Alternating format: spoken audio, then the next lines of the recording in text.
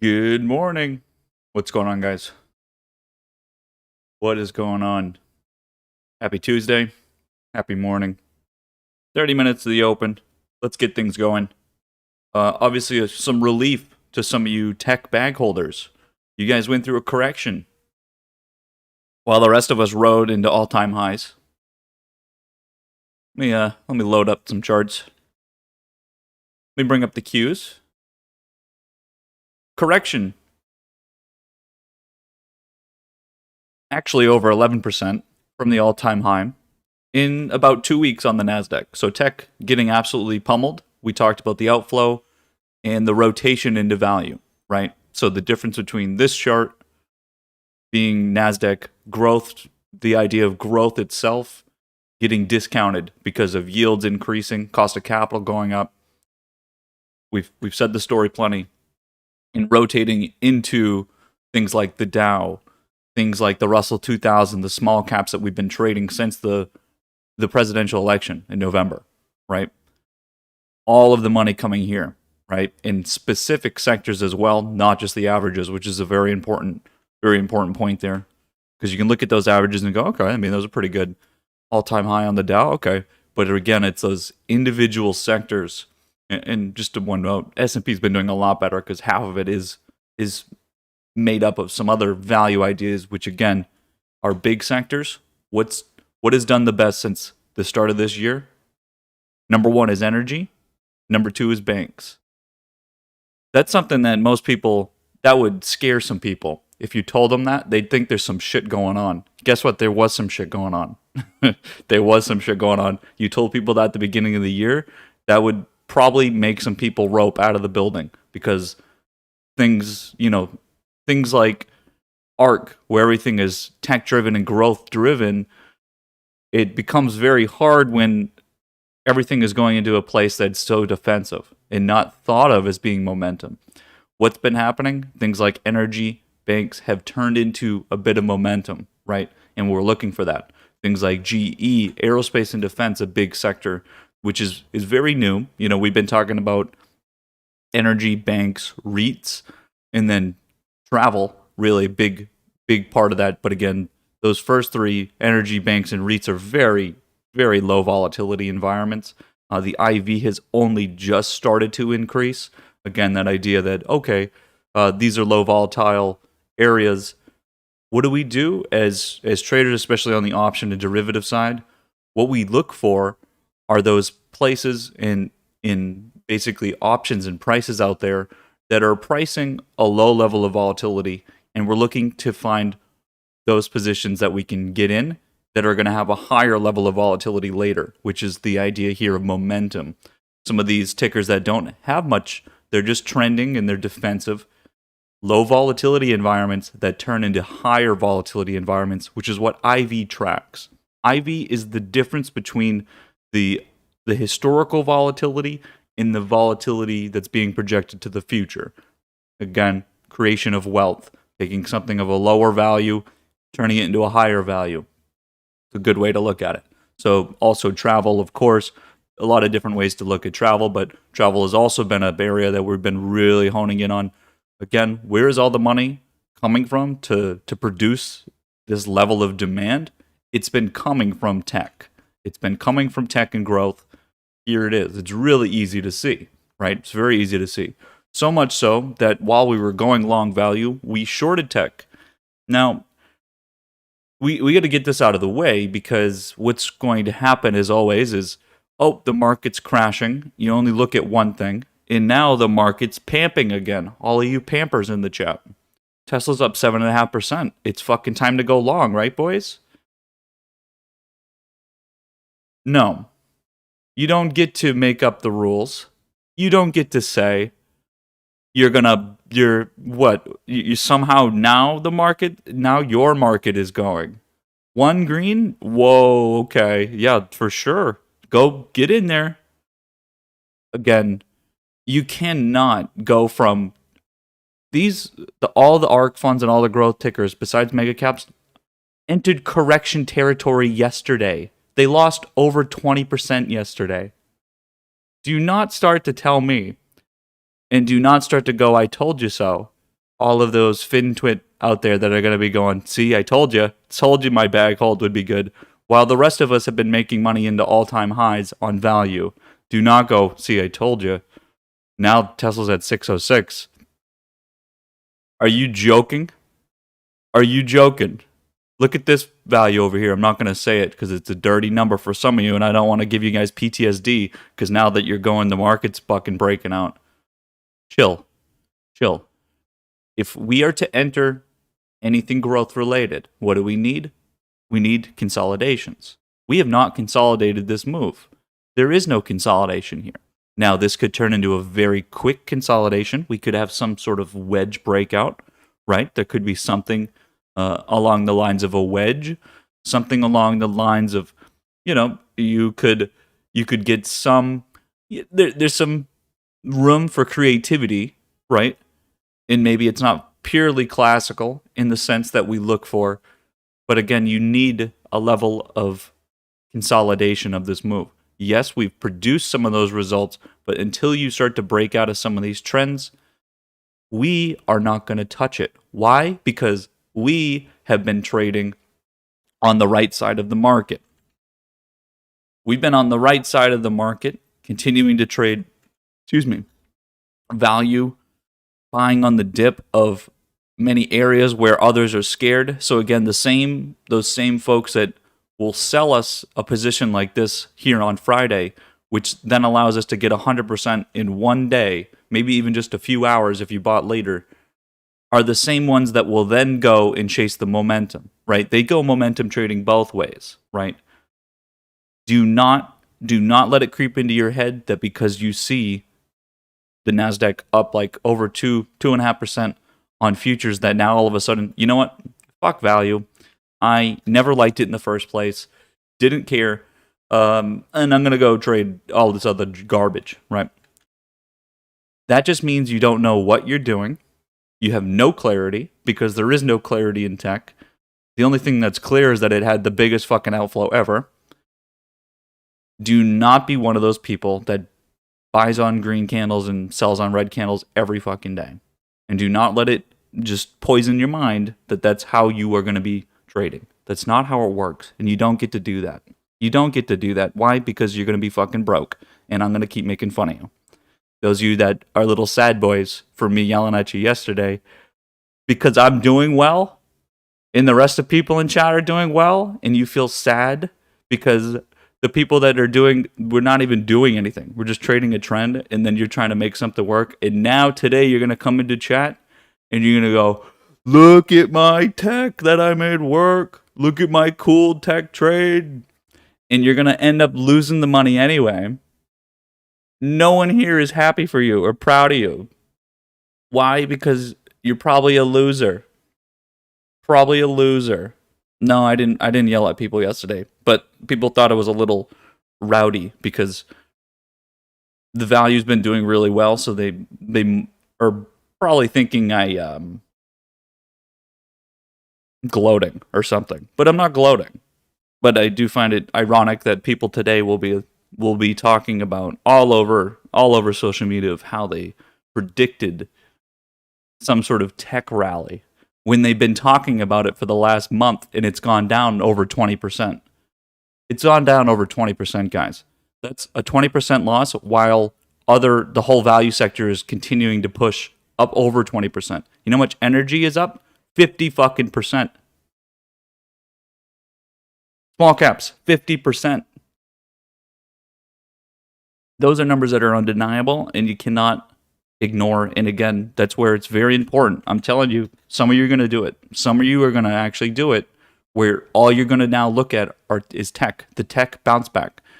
I've talked about this March, because of all the contracts expiring, I'm going to put on futures, because of all the contracts expiring for March monthlies, the highest volume options ever, you're going to get a squeeze in the entire market. Tech, value, everything. Meme economy, we're a part of a bunch of meme stocks for the same reason. Coming into March 19th, the expiration date, you're going to get a squeeze, gamma squeeze, across the market. There's not a real good way to avoid it. There's nothing that can be done. it has to be new. Market makers have to go delta neutral to the insane amount of options that have been written, right? And it's going to cause a squeeze. So much of a squeeze that I've called out the nightly news 34 play, the Dow Jones Industrial Average to 34,000. Yes, for that to happen, tech needs to catch up. Not all-time high, but I've talked about we're only as strong as our weakest link. That's true. Even though this has rotated into value, if you're only on one side of the market, you're going to still get dragged down by some sort of average because you need demand altogether, right? That's just the reality. And so this does need to come back a little bit. We do need a baseline. So this is going to need to, I talked about it over here. It needs to get back into the trend here. Is it going to be able to get back into the trend here? I mean, that's you're really asking for a lot here. If that happened, I mean, that would be pretty incredible. I mean, eventually, sure, but by March 19th, probably not, right? Probably not. So stay in your lane. Stay in your lane. Those of you that again, there are trades out there that are outside of all these things. DraftKings, we bought DraftKings and Penn on Friday at the very bottom of the dip into support over here. These kind of trades, now DraftKings up 7% pre-market. You can live and make money in these spaces that are outside of macro situations. And again, these trades are very simple. We're just taking advantage of retail. They overreact in every situation. And here you go. Look, you didn't do anything. You bought on someone else making mistakes. And you made 100% come Monday, and now you're going to make another 100% here Tuesday. That's it. You didn't even have to do anything, right? You can live in this space and just take advantage of retail. They're going to do the same thing again and again. Why? Because there is a promise of making money with momentum. There is a promise that as everyone else is getting into something, if you get into it too, you only need someone else. You only need to beat one other. It's not like that. You can't everyone go rushing in while spreads are fucking widening. Everything's getting momentum based. Everyone's chasing. We don't do that. We capture that move and then sell to the fucking last idiot that wants to keep doing that, right? So again, remember our rules. And again, it's so silly that it really is frustrating as well that we keep going back and forth to this market's crashing, the market's going pumping, all-time high, market's crashing every single day. It's just ridiculous. It's really ridiculous. And again, it's a byproduct of ignorance and not understanding what the hell's going on, not understanding what treasury yields are. Again, the yields are coming down right now. So again, the yields coming down, that's money that's returning to treasuries, safe havening. If I go look at the dollar, I'll show you the dollar again. A lot of the money, not all of the money that came out of growth went into value because, again, it's mega caps are so large that there's so much cash there. So some of the money came into the dollar, but we understand it as being risk on for value, just as the yields increasing as risk on for value. The money coming out here is money being spent. Right now, we have auctions, Fed auctions. So again, $120 billion a month. Again, is what the Fed is doing. I posted some of the numbers into the channel. You don't need to know them, but again, those auctions this week, the next 3 days are important because what happened the week prior, they really broke down. We had a lot of fucking problems when the auctions came out because there was no demand. There was no demand for treasuries, and so it caused yields to spike. And just like in the equity market, everything got instantly priced in the bond market, which is fucking scary if you're a bond trader because you're just trying to you're sitting around hanging out, and then all of a sudden everything's moving against you, and you're like, well, what the hell am I supposed to be doing here? Not supposed to move like this. And so again, this week is important. Treasuries have further to go. It's possible for the 10-year to still go further. I keep seeing like 2% number. If everyone believes the number is going to happen, then it's going to happen. It doesn't need to, and it technically shouldn't, but it could happen. So again, everyone that's running into tech, you're not even paying attention to the yield market that fucked you in the first place. Like it's literally the mugging analogy where if you went down a street and you got mugged and you lost $1,000, why would you go back there next week to go get mugged and lose another $1,000 that you just got back? It doesn't make any sense. Do you want to get mugged again? Just chill. Give it a little bit. Maybe avoid it this time. Avoid that fucking mugging streak, right? It's really silly. It's really silly. So you choose what you want to be a part of. Uh, Again, it's not so much that one has to do well and the other has to do well. Again, I talk about the equity market moving together. So, for instance, if we let me load it up on TradingView, if we look at the futures right now, yeah, a lot of the demand is going into the Nasdaq. Oh wow, Russell 2000 is only up 1.5%. Nasdaq's up 2.5%. Nasdaq must be so much better. If again, that sort of mentality is so silly. The Nasdaq is down over 11% since its high. The Russell has done what? Oh, it's still continuing to go into its highs. The Dow continues to go into its highs. Again, it's so silly to do that, right? This lost value, it lost time, and it lost a lot of money for a lot of people.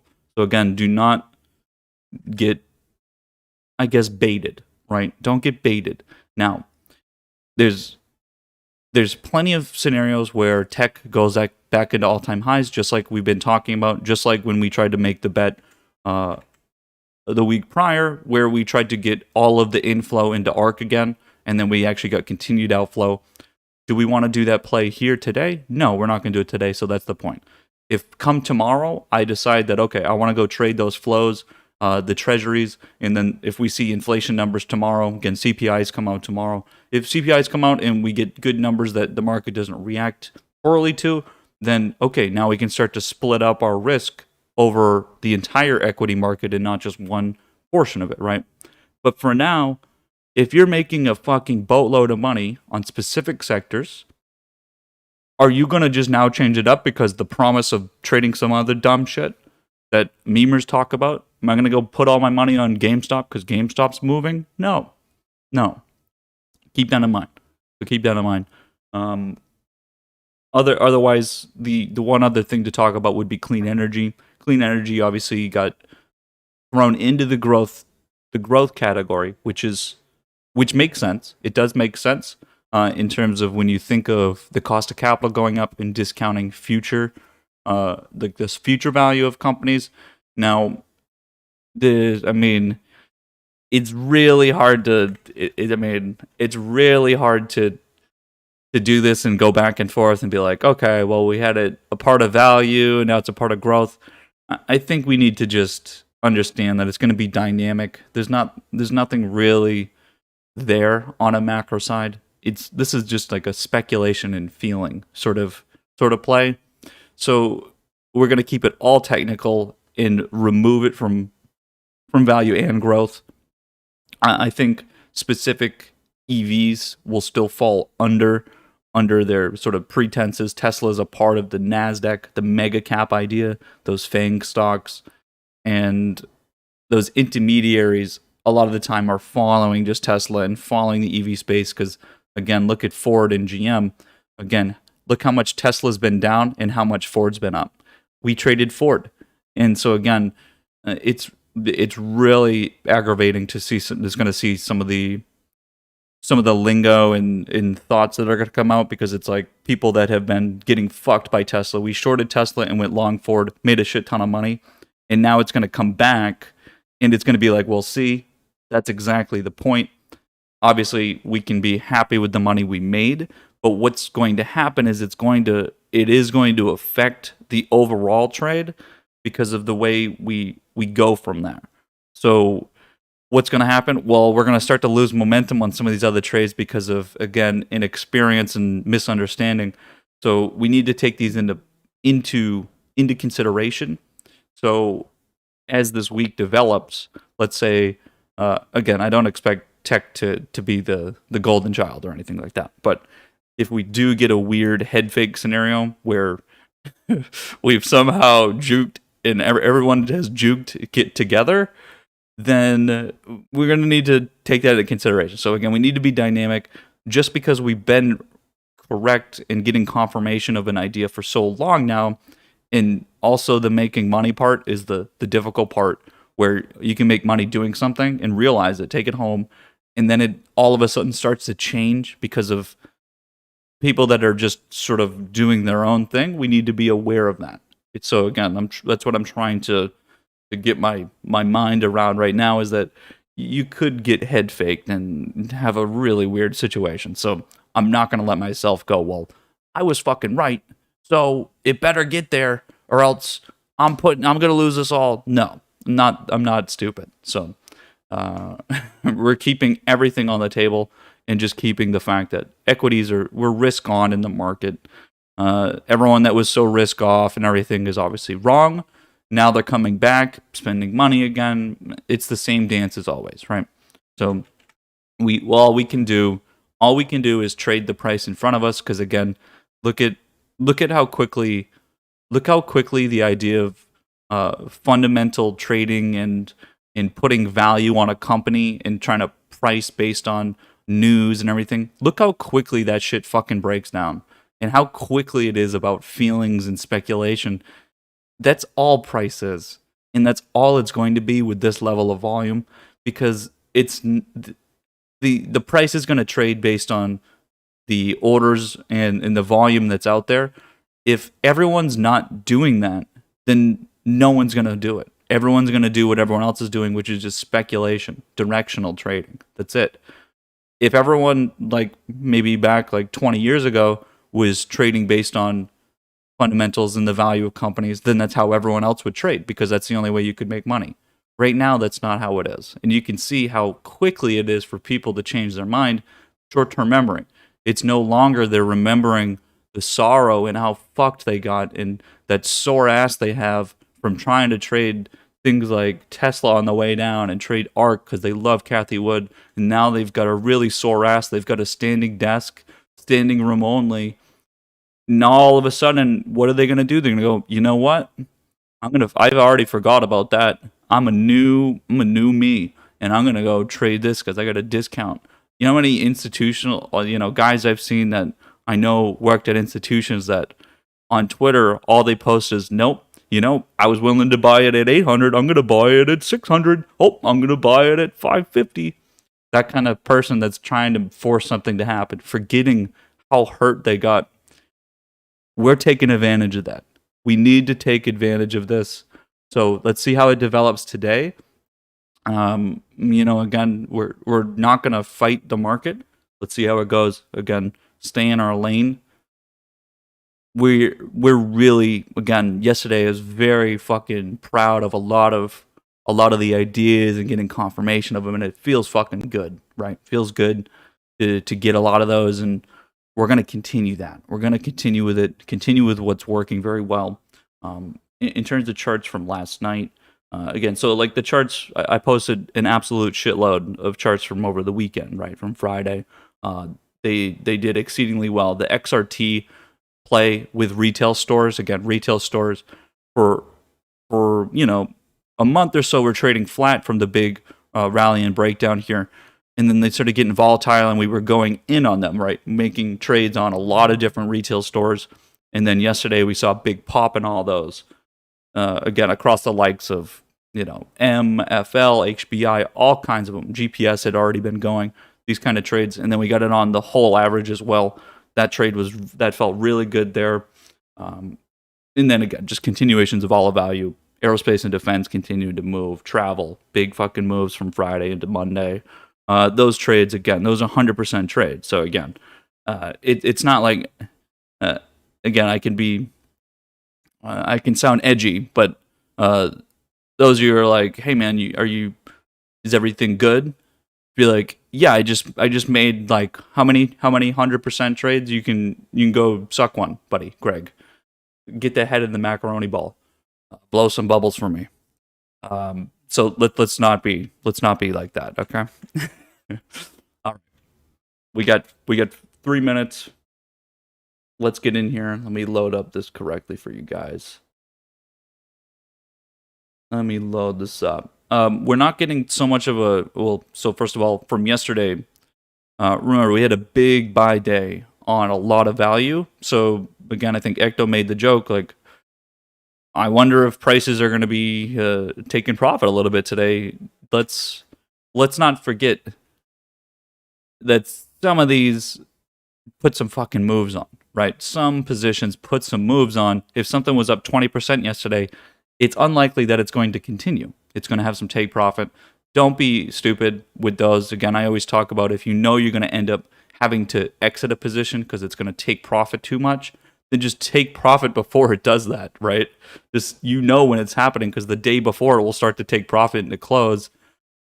Again, those are no-brainers. Now, the thing I'll say though is that it's actually we're getting a little bit of opposing forces from that because that would normally happen, but since tech is coming back, it's actually raising the average and bringing demand back. So there's actually some weird circumstances where things that would technically, like on a historical average, every, let's say, like 75% of the time would historically retrace to halfway in that candle. It's actually continued. And so there's actually some interesting situations where maybe you see that you took profit early on some sort of pullback yesterday. And again, I would look at that as there's weekend trades where you're literally just the play is to make 100% short term. You traded fucking March monthlies. You're not pushing them into today. Some of them, yes. Some of them were obvious to keep pushing. Some of them, not so much. So if you made like 100% yesterday and then you see your positions up another percent today, don't fucking cry over it. And don't say, well, I should have pushed it. No, don't do that. You took home money. Good for you. Other people lost money. So don't do that. All you have to do is beat everyone else. And you guys are beating everyone else. So don't, again, beat yourself first. But probably in the process, you're beating everyone else. So keep that in mind. Brian posted a great meme in the wrong channel, but we'll let it fly because it's Greg outside of the circle of trust. That's a great one. I forgot about that. Holy shit, that makes that meme so much better. Holy shit. No, it's perfect. Leave it in there. All right, guys, here we go. Let's get this going. SPY's open up 1% higher. Nasdaq's 2.5. Dow's 30. Small caps 1.5%. Looking fucking great. So again, we're risk on. So again, look at the top of the list from yesterday. Absolutely fucking killed it. So let's not forget. 100% trades, at least 100% trades from Friday. So anyone has anything to say, they can come look. You need a third party to confirm it. Good luck. Let's see what we get here today to start. And again, we're watching we're watching the flows very carefully. We've seen such an outflow from tech. We'll see how much of a bounce back they get beyond pre-market. Guessing a lot of that pre-market, again, who's trading in pre-market? Institutions, market makers. What are they trading in pre-market for? The fucking fact that there's too many goddamn calls out there. People buying calls all the way down, right? So they have to hedge against it. That's the reality, right? Keep that in mind. Keep that in mind for why pre-market's going. Was it your cousin Greg that was trading in pre-market? No, Greg hasn't even woke up yet, and he doesn't trade shares. He trades options. So he can't trade till 9:30 anyway. So keep that in mind. So if tech all of a sudden goes to zero, good luck. All right, top of the list. Z, big boy numbers. We do have some, again, we had HSI the Hang Seng was up 1% yesterday. So some of the Chinese tickers coming back, they really led the way in that index. So yes, some of those are bouncing back, but they've been getting beat to shit, obviously. We didn't even put them on Friday, right? We have been trading Chinese tickers over the weekend. We specifically made it part of our mission not to trade them this weekend, right? I saw some of you joking about it in chat. I think you were a little butthurt from yesterday, so I'm guessing that was a joke. They are bouncing back today. We'll see how those go, continuing over the week to see if those maybe become a position for this weekend. The one thing to also mention is gold and silver being up. Again, that's because the dollar's pulling back, right? The Dixie was up, now it's pulling back. If inflation's going to be going and money keeps getting spent, these are different things that affect it. So again, they're looking for numbers and they're speculating so far. So gold, silver up. Gold has not been on the commodity schedule. We've entered the super cycle on commodities. They're all up. Crude fucking over 65. I mean, gold has not followed that whatsoever, and we talked about that not being a part of gold. So until gold actually does something, we don't touch that. I know some of you were like shorting silver and shit. I'm guessing that was like a meme play or something that I didn't know about. I mean, I have no idea. So obviously the dollar was going up, so those were pulling back. But if the dollar's going down, then they go up. So I mean, it's 1-to-1. Keep that in mind. You're literally just making a macro trade at that point. Let's see. Square Inc. over 6%, net over 7%. Intermediaries on the clean energy side are looking good.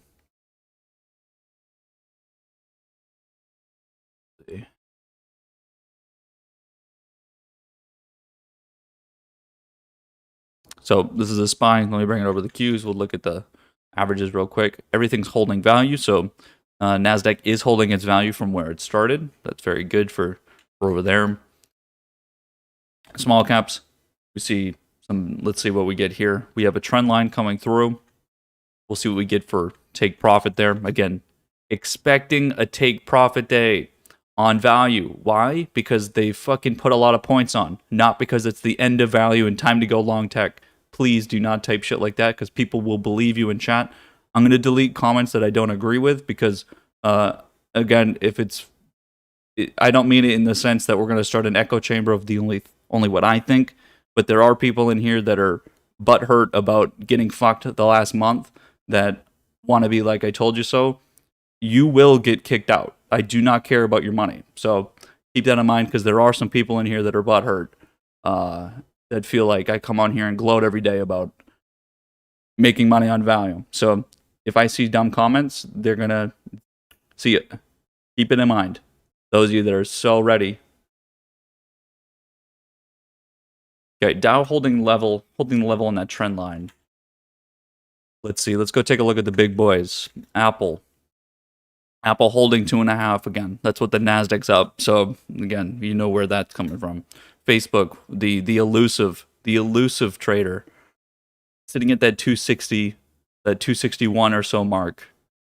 Very good spot for that trade, actually. Again, it's been sitting in that supply for fucking like 2 weeks. That trade is really interesting. It's got so much. It has so much supply there. So Microsoft sitting on a trend line, and Google, the big boy. Again, Google has done the best. It's quite literally holding the entire. I mean, it held through the entire 20% corrections, the 11% on the Nasdaq. This shit has really put a number on. It's pretty amazing to see. So really the best. And again, the reason why Google did so well, no one wants to trade the goddamn options. Everyone hates. All my buddies hate Google options. What is it? All my homies hate Google options. Is that the meme? Literally, I hate Google options. They hate Google options. So there had been no gamma squeeze, and there had been no gamma sort of reversal either, right? All right, let's see. Z into the trend line. It's got to get above there for us to get involved. Let's see. Let's see. Tesla tightening. We'll see how these flows get again. Has there been an inflow? All we have so far is a higher price on pre-market. We have no inflow yet. There's been no inflow yet on intraday. Keep this in mind. Again, it was all pre-market action. Price got set by pre-market action. A lot of different ways that can happen, right? It could be one trade. Could have been one trade that set the prices higher. You need to keep that in mind before you again. Unless you're like a blind follower, be careful. We need confirmation. You need confirmation. Okay.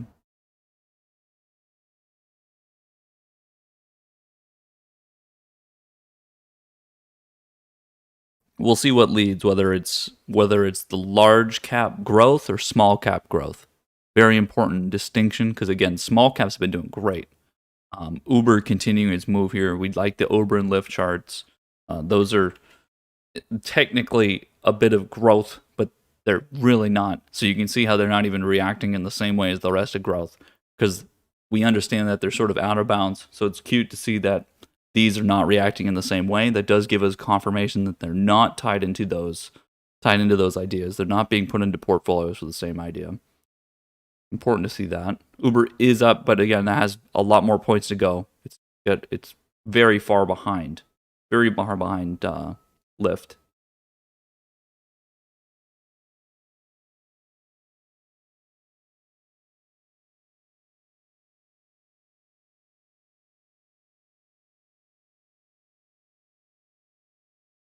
Let me put on the average. See what we get. Let's see what we get. Can we look for those first 5-minute candles? First 15 minutes or so, get some digestion. Again, everything gapped up really early, so we're not going to come to conclusions or anything. I mean, NASDAQ gaps up 2.5%. It's likely going to pull back in the first 15 minutes or so. Until then, it gets going again, right? So we're not concluding anything. Not going to conclude anything. I would expect that the flows should be able to pick it up, but it's going to take some time, right? Things don't immediately get going when you gap. Whether it's value, growth, doesn't matter. So again, we're not going to conclude anything until we start to get price movement to the upside, or whether it pulls back down. Whatever it's going to be, we do need more time. That's for the average, right? Individual tickers don't wait for shit. So individual tickers not waiting for anything. Fiverr up over 10%. 10% again. This is the idea of these sort of clean energy plays. I mean, absolutely got fucked. Really, really got beat. These are the areas that I would want to get involved in. Why? Because there is something there. There is something there in terms of flows that you can just say, okay, I would be a part of this because of the flow and because I know there's going to be future flows. I'm also now getting a reading on a technical idea that, okay, getting a breakout out of this big consolidation, big wedge in here, get a nice uptrend. So I want to get involved, yes. So you need confirmation of move. You can't just go buy here. So this is the start. It's the start. We need more, though. We do need more, and most of it, you know what you need is just time. You need time, which is, again, is this sort of move. Sideways, horizontally. Lateral move.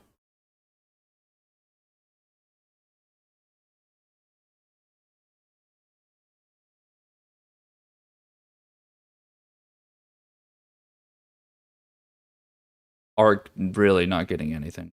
Not good. That's not good because that means, excuse me, that means it's not a flow. That means that's not a flow.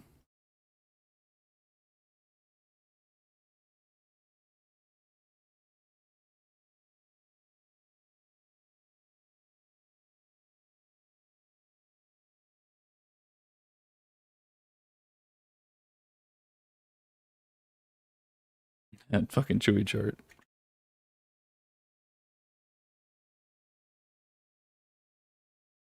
All right, Dow interacting on our trend line over here. This is gonna be really interesting to see. We don't. I mean, no one really fucking knows. So we're getting a lot of interaction on the trend line, which is important to see. Important to see. We'll see how much. Again, we were within, then we came out. We are interacting over here. There's it's really hard to tell on some of this because so much trading has been revolving around rotations and the flows that we haven't really had a moment to chill. We haven't like settled down, right? We're sort of every day fucking changing. Like some of us are not changing our mind, but everyone else is just changing their mind every day. Institutions have to fucking change their mind because yields, and so they keep trying to create new ideas. And so again, we just need people to fucking chill. If we can get back onto a trend across every market, sort of that golden situation, right? Bitcoin's up, gold's up, equities are up, dollars down. Everything is simple then. Simple life. Everyone's favorite hit drama, The Simple Life with Paris Hilton, right? I know some of you in chat like that shit. That was the original. That was the original.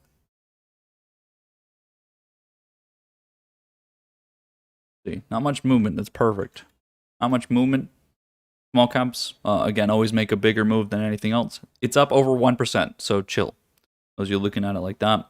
We have some different levels on these charts in terms of trends.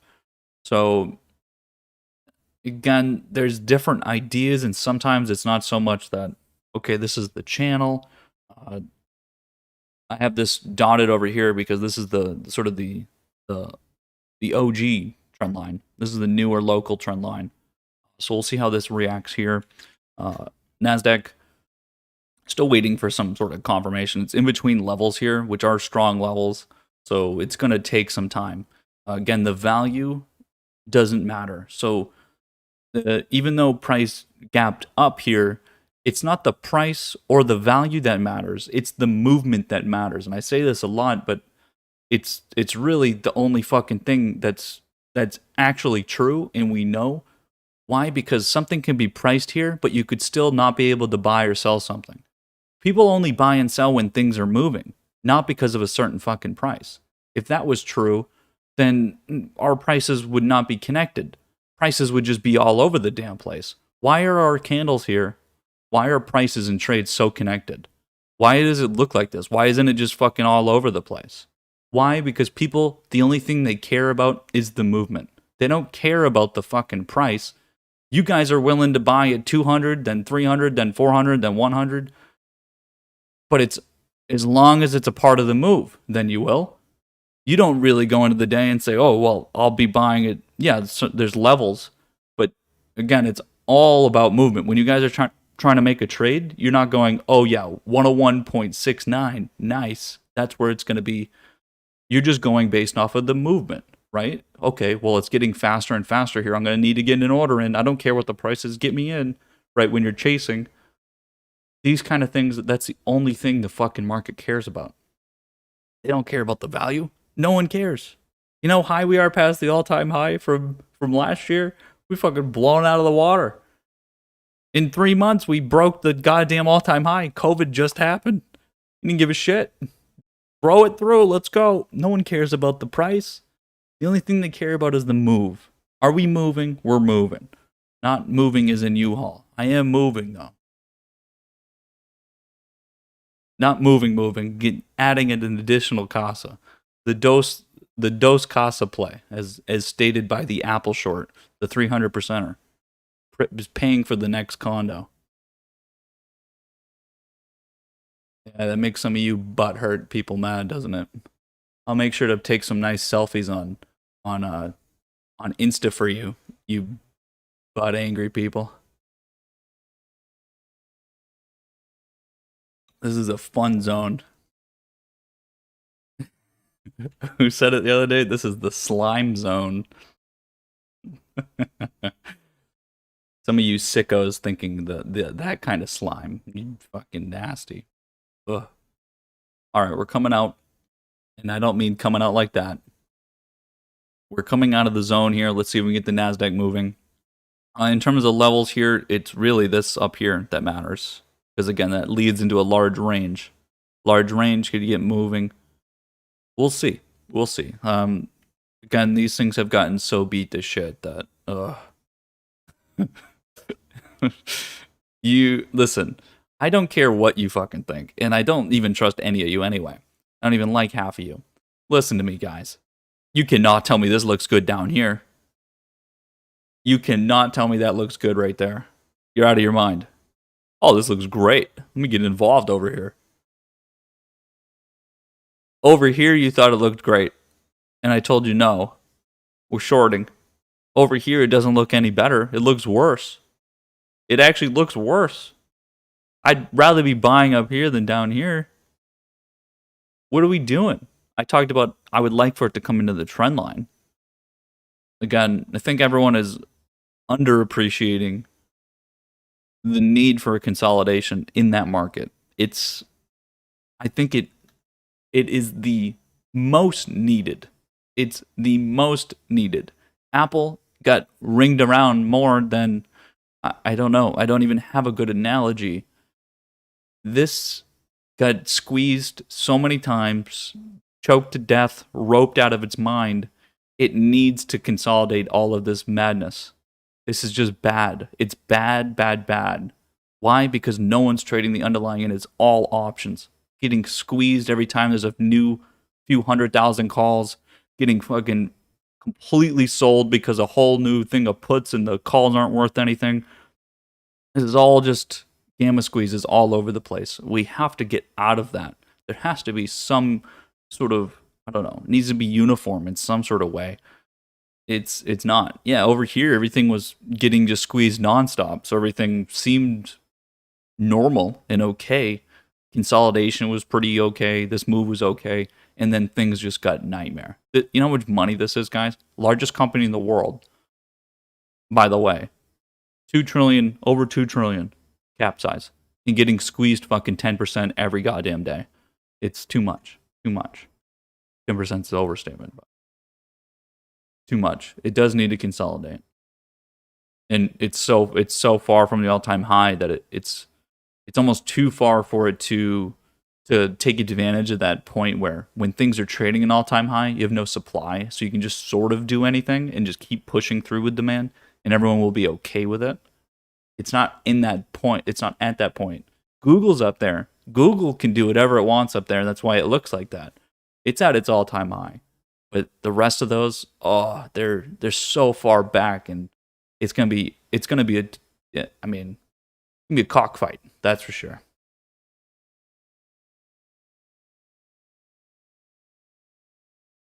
Haven't had to do anything so far. A lot of our positions continue to hold. Everything kind of looks like the average. Individual tickers we sort of already mentioned.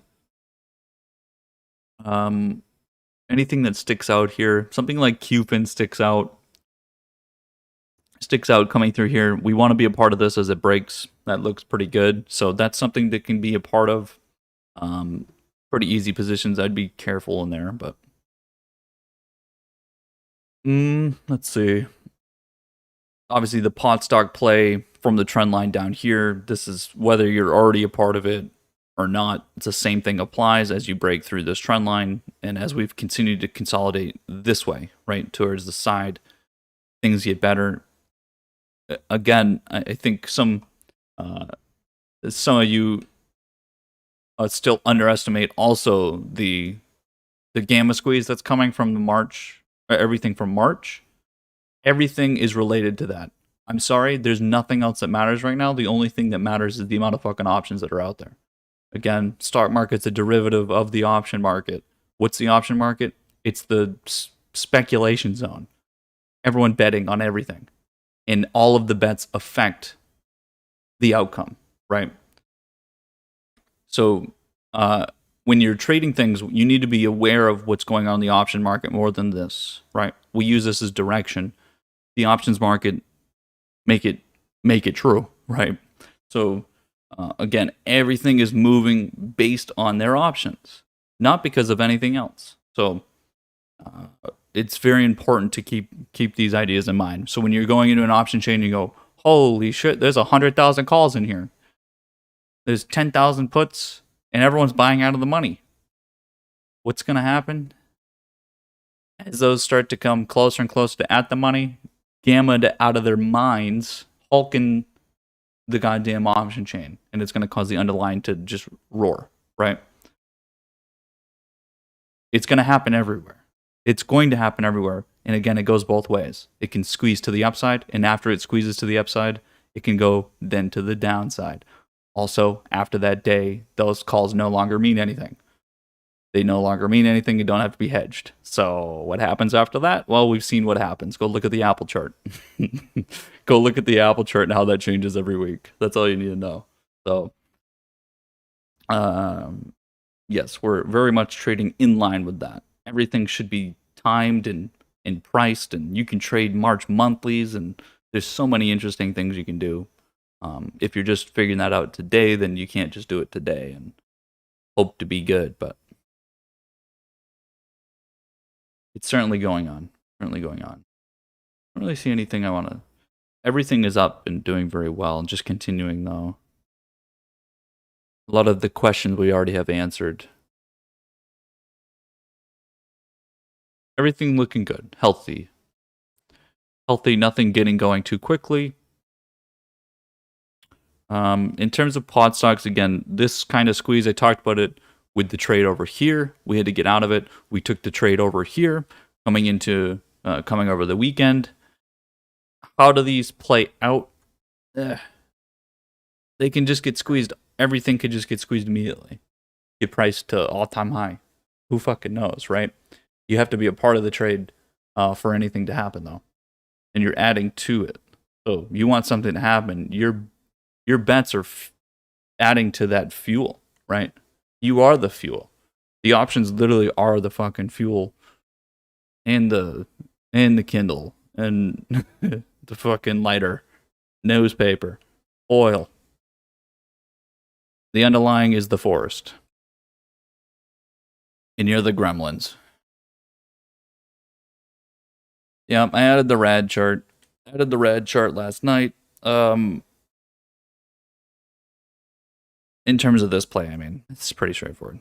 Pretty straightforward pattern, straightforward trend. In terms of where it's going to go, these things are pretty clear. There's barely any levels around. These are the levels, so there is no other levels. These are it. So red is always easier to play in terms of the options anyway. Very like GoPro-esque with the options. And price movement's been, look at the candles. Nothing is moving this price other than options, which makes it so much easier. There's literally nothing else here but options. Look at the price. It's it. Pretty straightforward.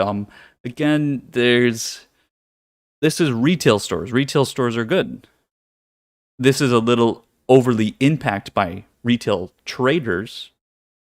So keep that in mind. Now also, the WBA play, we have manipulated a little bit. Keep that in mind for you, those of you that are trying to go do this over here. Back on Friday, bought up basically the entire option chain. We got a squeeze into Monday.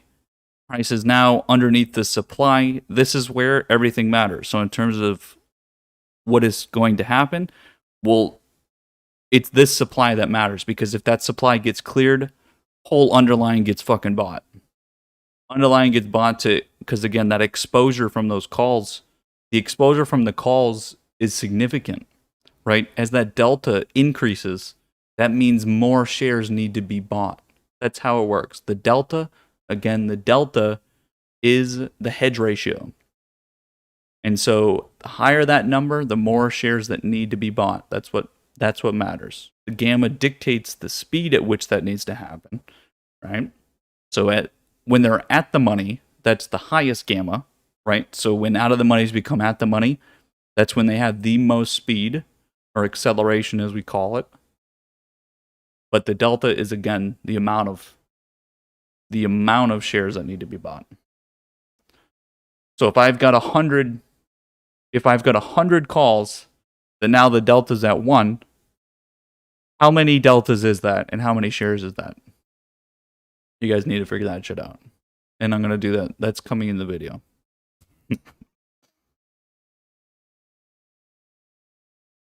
Walmart. Holy moly. All right, some more obvious things like Anthem. Again, this part of healthcare that I've continued to talk about continues, right? Oh, it's not as sexy as 2.5% on the NASDAQ, but the NASDAQ wasn't as sexy as healthcare over the last week. 2 weeks, was it? Unless you find red sexy. Red is kind of hot. Again, the big boy healthcare companies, again, there is a difference between these health companies and sort of the bio plays and shit, right? We have a very different understanding of those two, and I do allude to that every single time. Anthem, Unum, these kind of things, a lot different than random fucking bio companies that don't really matter, right? Those are short-term little plays, those bios. So Those of you that are like, well, isn't like bios, haven't they been down the last week? Yeah. Yeah, we trade those short term. Not talk. What? Completely different, right? Completely different. So keep that in mind. Those of you that go off of big averages and everything else.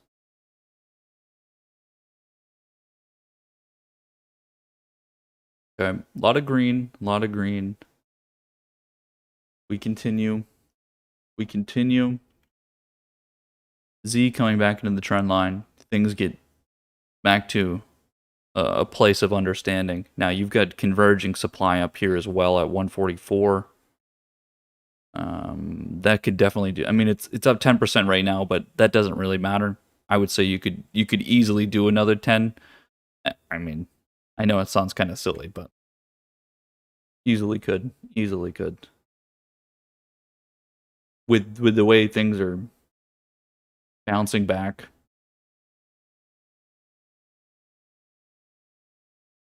Let's see. Vero continuing. Let's see. That looks interesting down there. A lot of these, so some of the charts obviously look a lot better than others on that growth side of things, which we're going to take advantage on short term if there's bounce backs. But again, some of them have consolidated a lot better. And those are going to be the ones that we get a part of on short term trades. Take advantage of that bounce back, understanding retail flows. TCS, we're still waiting for that breakout. Been a part of that position. Something like Spot, I mean, it has, I mean, it's consolidated. I guess it looks better. I don't know if it is better. It's got a little ways to go until it gets outside of something. I mean, something like that. That's just, it's too in the air. You don't really know. Too much. Don't really know. Doesn't look good enough. Something like Net. Now, Net has fucking trend lines down here. That looks a lot better. Very clear understanding of supply. That might be a little bit better, right? Healthcare going.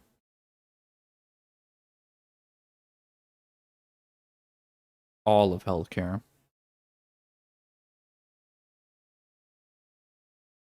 Let's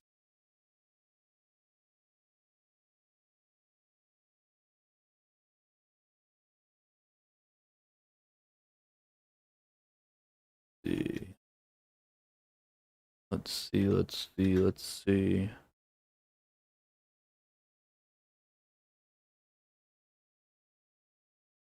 Retail still where they are.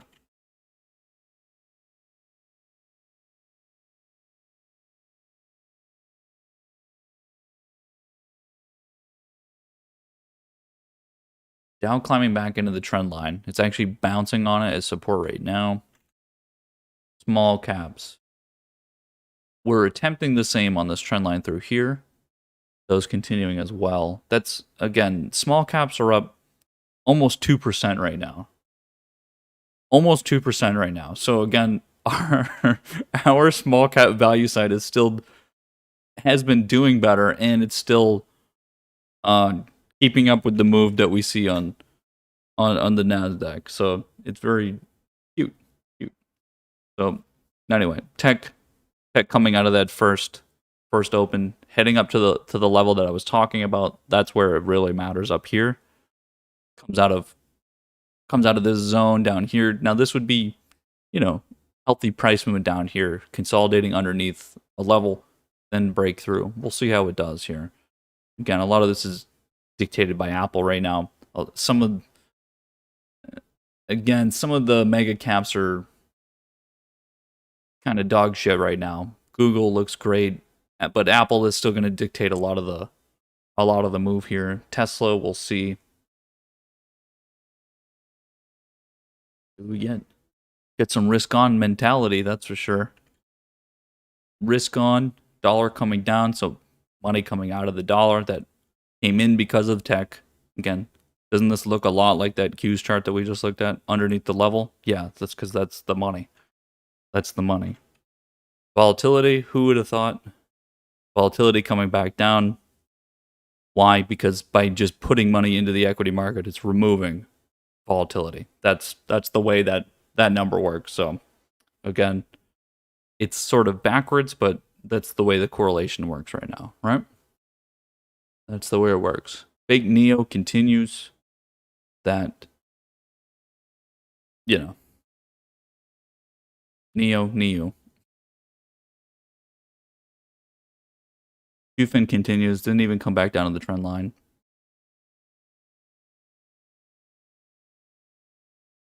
Hot stocks continue. Solar continuing. Solar move is the one that I like. Z, obviously I like as well. I already said it could go another 10%.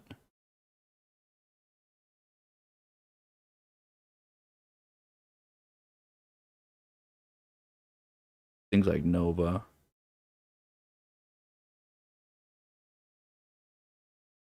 Not touching the Chinese stickers right now. Prefer to do that with risk on the weekend. Oh, looking good so far. Looking good so far. Again, we've been risk on during the month that a lot went risk off. So again, think of all of that time and all that value lost because others were risk off.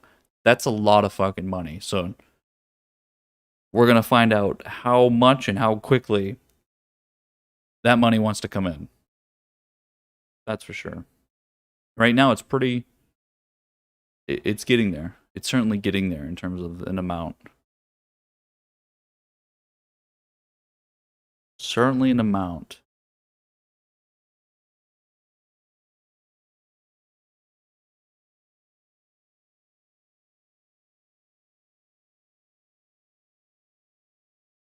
Here, give me one sec.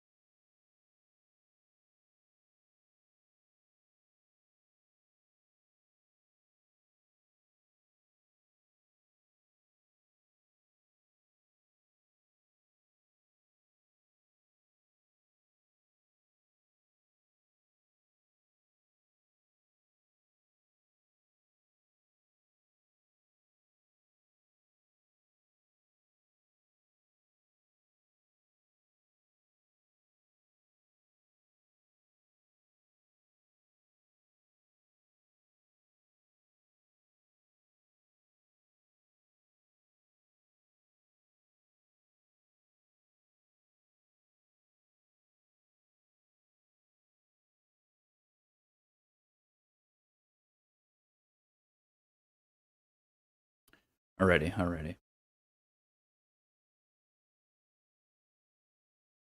So again, we continue. Risk on. Holy moly. Who would have thought?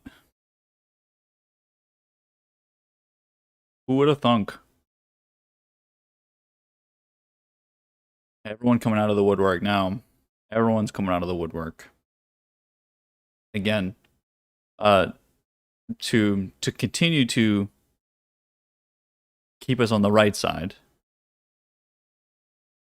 We're not a bull. We're not a bear. We're not we only trade value. We're not we only trade tech. We're not only Cathie Wood fans. We're not only Tesla traders. We're just fucking traders. We trade whether the market's up. We trade whether it's down. And we'll short anything. We'll go long anything. We'll trade at any fucking time. Right? So, don't forget that. Don't forget that. There's times when we use bias to influence and dictate the way we trade. Absolutely. Absolutely. When there's a bias that things are risk on, will continue to be risk on until things prove otherwise, right? But do not forget that we adapt based on the market.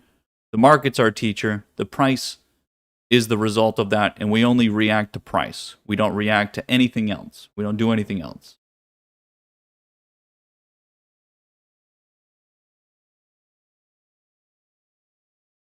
Keep that in mind.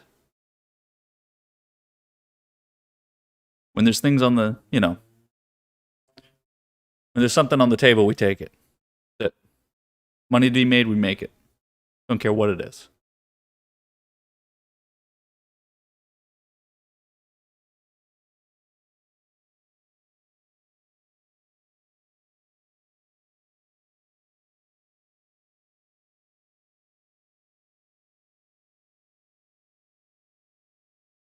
ZI with this level here is interesting. A lot of volatility over there. Looking for those tickers that have a little bit more volatility in them that we can get pricing out of.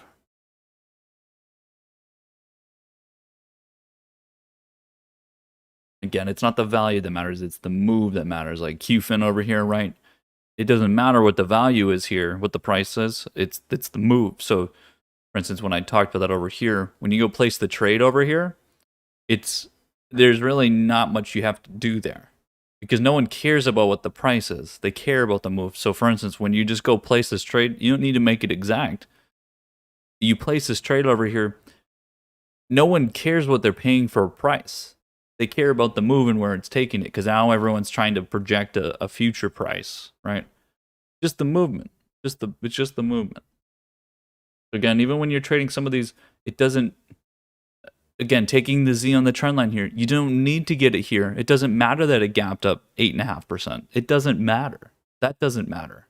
It's the move that comes after that matter, right? And that's what we look for. So again, there's no such thing as being, listen, there's times when we talk about when something's like up here, if something's trending on the upside, you can't be buying on this candle. That's crazy. Can you buy on this candle when it breaks the trend? Yes. Well, what's the difference? There's a fucking what if there's no line there? Then yeah, you're at any time. If you don't know the levels, you can't be buying anywhere in here. Sure.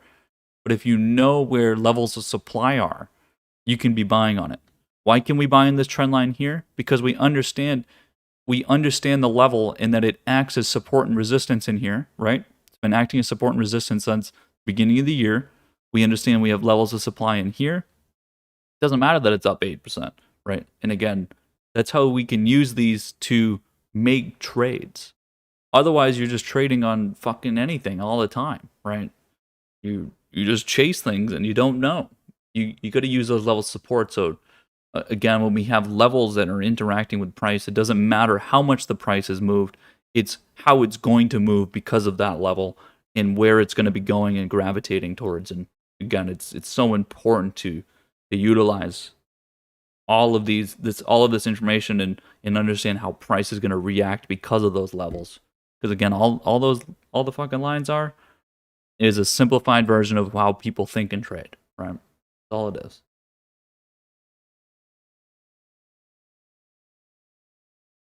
Still waiting on some of these other trades. Again, a lot of positions need to consolidate. So I mean, I'm not touching a lot of shit right now. Not touching a lot of shit. A lot of it's bouncing back. I don't really care about how much it bounces back. Again, some of these charts are so goddamn far behind that it doesn't really matter. It doesn't matter how much it moves. Look at this is 6%. This is almost 7% on Upwork. Do I care about the 7% here when it's how much is it down? Let's see. It's down 26%. Yeah, I would like to get a part of it, but I'll let it consolidate first. That's for sure. Right? Again, I think some of you are going to look at today and go, wow, I missed that 8% on this chart. No, you didn't. No, you didn't. Everyone missed 8% on the chart. Who got the 8% if everything gapped? Nobody did, right? Nobody did. On positions that moved from the open and made it intraday, that's a different scenario, but a lot of that has to do with a level. There's something there. So, again, you guys know better. You know better. Let's see.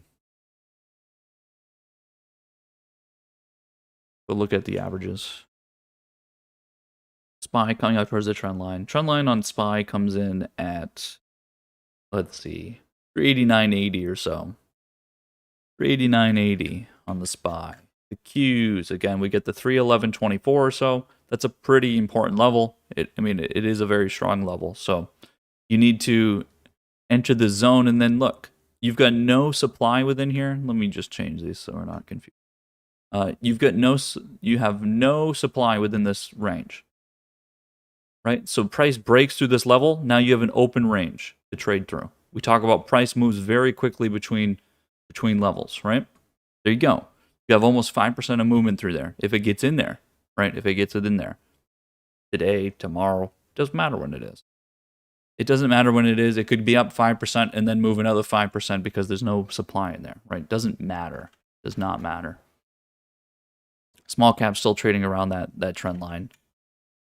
The Dow rate was on the trend line. You can see it's bouncing on it, continuing to push off, pull back, bounce.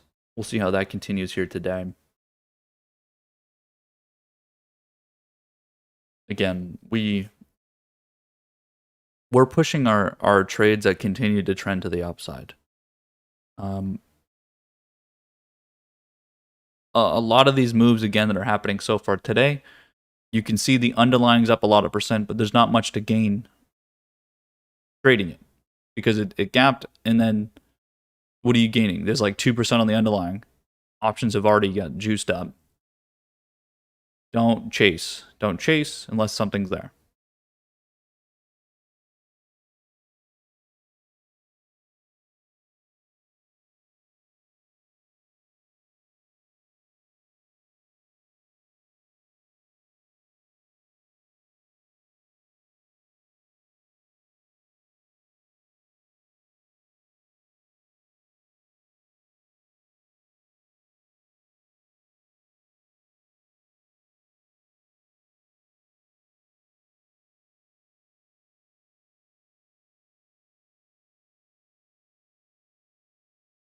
Go to the screen, please.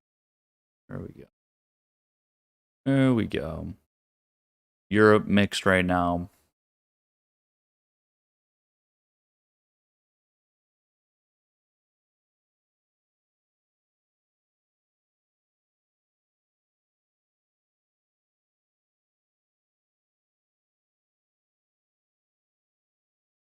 And again, for those of you that are a part of also all of the value play, does this now remove demand? It doesn't actually do much of anything. You can't, price doesn't just stop moving all of a sudden, and price doesn't just rotate back and forth for no reason, right?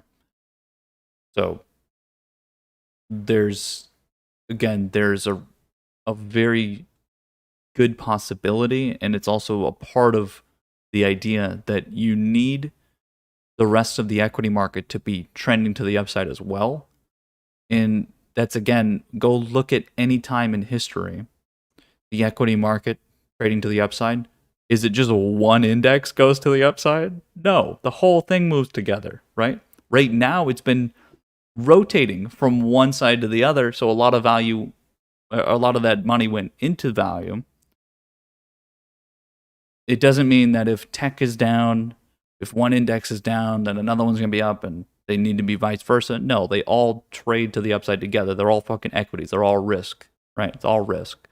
Again, nothing changes. Price isn't all of a sudden just going to stop. So, yeah, short-term demand, these kind of things matter. Doesn't change anything overall, though. So, keep that in mind.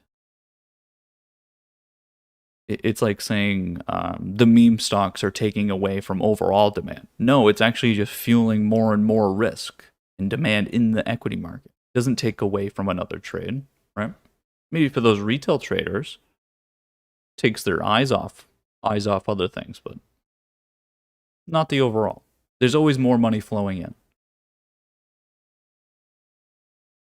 It's usually just a question of timing. That's all it is. When do you put the money in? That's the risk on, risk off. Market has technically been risk off for a month. We've been buying it though, right? We've been buying it.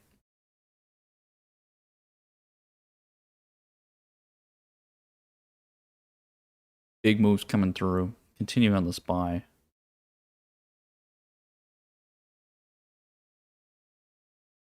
Hot stocks continue. Solar continues. Z continues. So some of the moves that I like to be a part of certainly are doable. Again, some of the other charts we don't have clarity on. We can't trade them. Like, I'm sorry, there's charts that are up like 10% right now. I have no idea. I get no idea. I'm not going to trade them. Right? So, if you've never looked at a chart before and you've never looked at the options before, you're not allowed to buy it. You just go to a store and just fucking buy something randomly. You don't even know what it is. No, you don't do that. It doesn't make any sense. You're not going to tell me that you can go into trade some complex derivatives and buy something when you don't know what it is either. I don't even know. So I'm not going to trade it. I'm going to trade what I know, what I'm clear on, because it's about consistency. On some days like today, yeah, there's people that have been betting all the way down that the tech would go up and now they're getting it. They've lost every other day though, right? We're about consistency here. If you don't want to do that, then you can go somewhere else. We're consistent.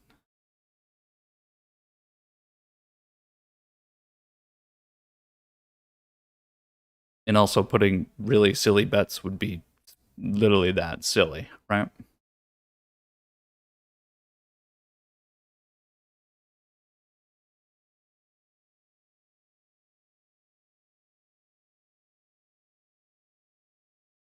All right, let's see.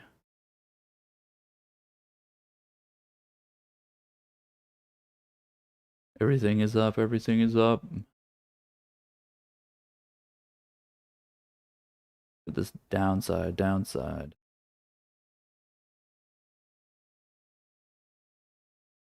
The normal take profit on a lot of the charts. Again, that historical retracement. So again, that's why I preempted the day with, again, a lot of charts are going to have the historical retracement. It was up 10%. It's going to be down 5% today. Uh-oh.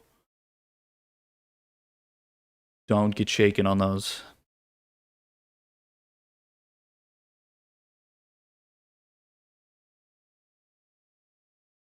Again, pot stocks continue this squeeze here.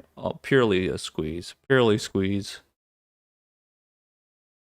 Again, we've been trading these options for a while.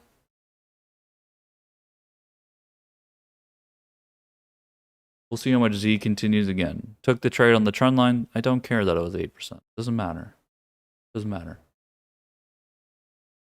Does it get the next 10% here? That is 10% right there. Doesn't look like it, but that is 10% right there from the trend line to here. 10%. That's a bigger trade than this trade.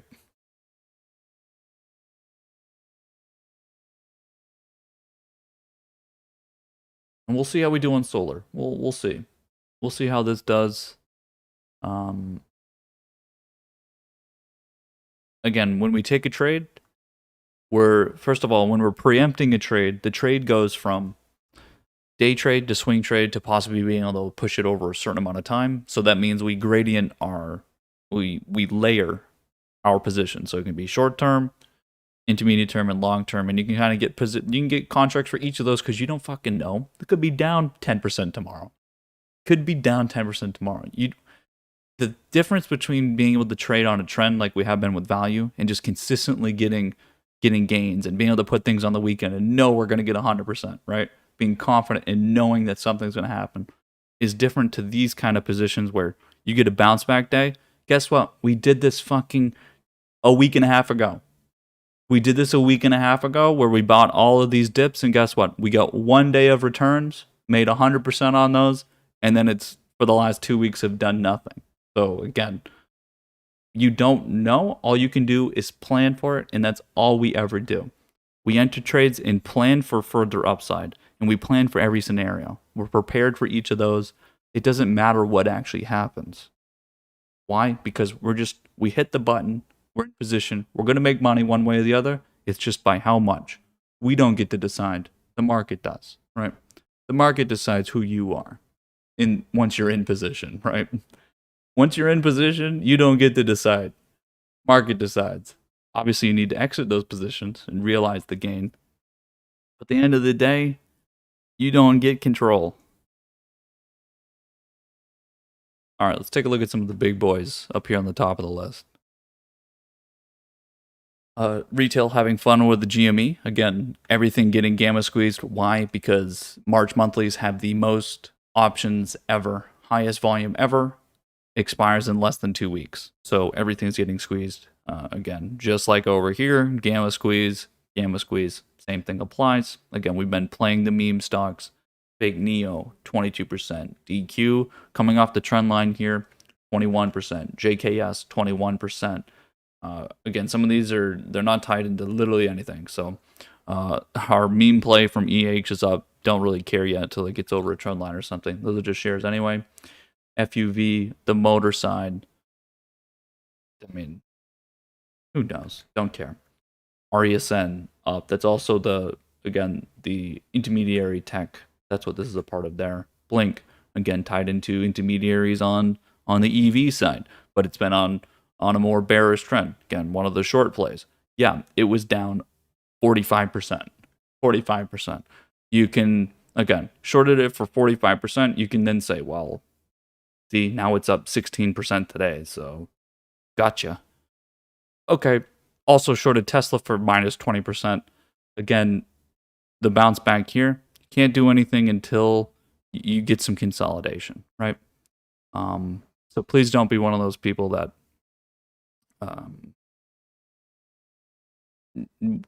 how are you bottom ticking this? How? Other than just making dumb blind trades, right? Doesn't make sense. JMIA coming off the support here. It does have some converging supply over here at 41.85. I mean, that's an interesting spot. We'll see how that is. Again, retail dictating a lot of that price. EXPI has been tied into... Oh, it must get adjusted. Has been tied into the retail side and on the growth side here because it's one of those fintech sort of ideas, I guess. But we'll see how that does. Not really a fan of that. Pot stocks, obviously, we've been trying to take advantage of every week that it's been down. Again, for the simple fact that we buy this on a Friday, pushing into the weekend. If it's off of a pullback, we feel confident that it will get enough flows. So how do we buy this on pullbacks? Every single one of the pot stocks, we didn't do it the week before, we did it on this week. The reason why we did this is all the pot stocks had support, whether it was a trend line, whether it was horizontal. On Friday, they all had support. They all had support. All of them, whether it was horizontal or trend line. So we took those trades on Friday, right? Now look where they are, right? So this was technical and also flows based with what has changed. This could just keep trending down, but we're taking advantage of a local area. It doesn't need to be a 2-week trade, a 1-week trade. We're going to push it until it's no longer moving to the upside. Purely directional. If it's not moving to the upside anymore, then you get the fuck out of the trade. That's it, right? You trade options and they're not moving one way, then you get out of the trade. You don't get to sit around and say, oh, well, it'll be all right. I'll hold it for a couple days. No. You buy some short-term options. If it does not move that way, it doesn't continue moving, you do not get to stay in the trade. Those of you that bag hold options, you're in the wrong place. You can go lose all your money doing something else. Again, you buy options, it better move the way you bought it for. Otherwise, there's no point. Why didn't you just trade the underlying? Doesn't make any sense. Go trade shares. Because again, unless you're like spreading with options, then you don't get to sit in an option position if it's not moving. So again, that's a lesson a lot of you still need to learn. It takes a while to learn. You buy calls, they better be going to the upside. If not, you better be out of it at break even. I put my stops right at my entry price. Right at my entry price. If I get stopped out 10 minutes later, then I deserve it. Means you're doing something wrong. Otherwise, you need to be spreading and you need to be changing up something, right? There'll be plenty of people today, they're going to be, the underlying's up like 15% and they're not making anything on options, wondering why. Same thing applies.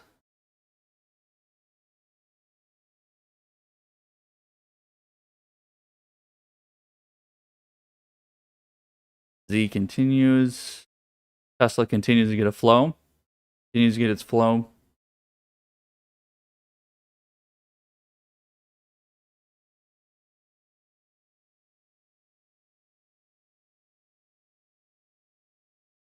DocuSign coming back finally. Coming in with growth. Coming in with the growth. All right, let's take a look at the dollar. Let's take a look at the dollar.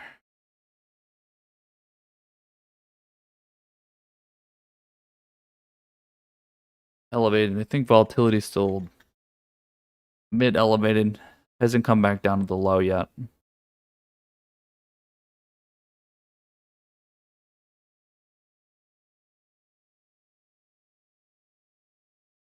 Again, we like Square Inc. and PayPal. We bought on the lower end. We bought on Friday. Why did we buy these? Because they have support. They had support. PayPal and Square Inc. had support. They're part of a lot of our other ideas. Yes, the recent term looks very much like tech.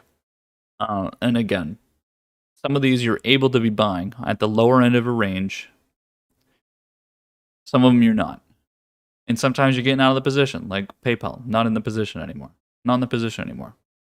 Why? Because yesterday fucking sold from the open. Had to get out immediately. What do we do on Friday trades? You enter something on Friday, come Monday morning, all you're doing is watching which way. This shit got out immediately, right? Are you sad that you only made 100%? Maybe. Maybe. I don't know. Maybe.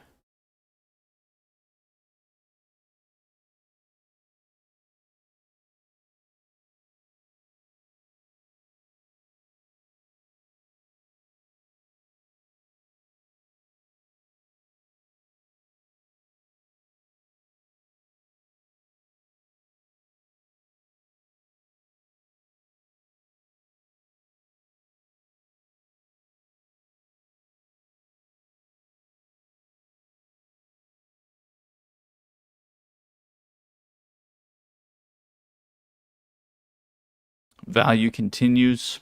So, getting confirmation that even as tech rebounds from its correction and entry of a bear market yesterday, bouncing out of the bear market of 20%, minus 20%, value still continues to trend to the upside. I get some numbers here. I have some numbers here.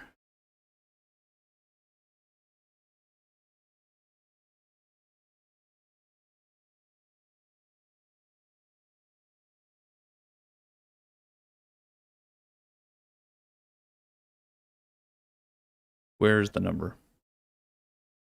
Since November, since the presidential election, the inflow into value has been 100 billion. $100 billion has inflowed into value. And then obviously since the beginning of this year, and really since December, mid-December, value has inflowed every single week while growth continues to outflow since December. I don't know if I can give you guys this chart, actually. 10 straight weeks. 10 straight weeks that growth has outflowed and value has inflowed. And it's continuing right now.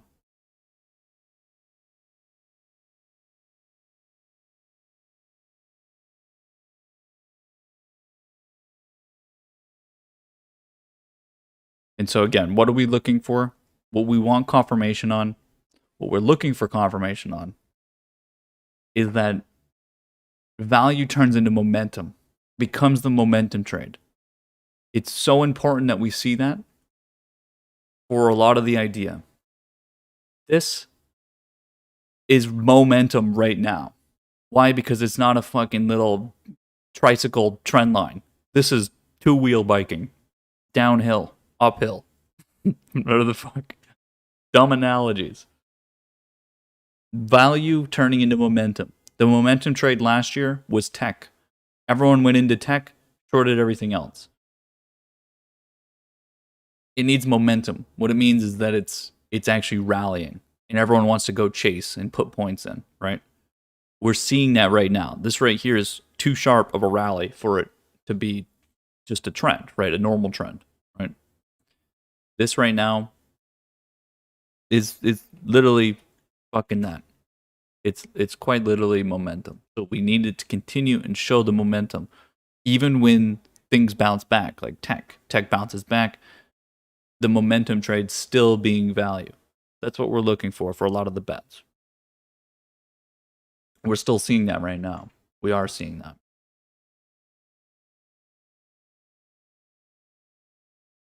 So for that play, again, we're gonna trade. We trade intermediary tech.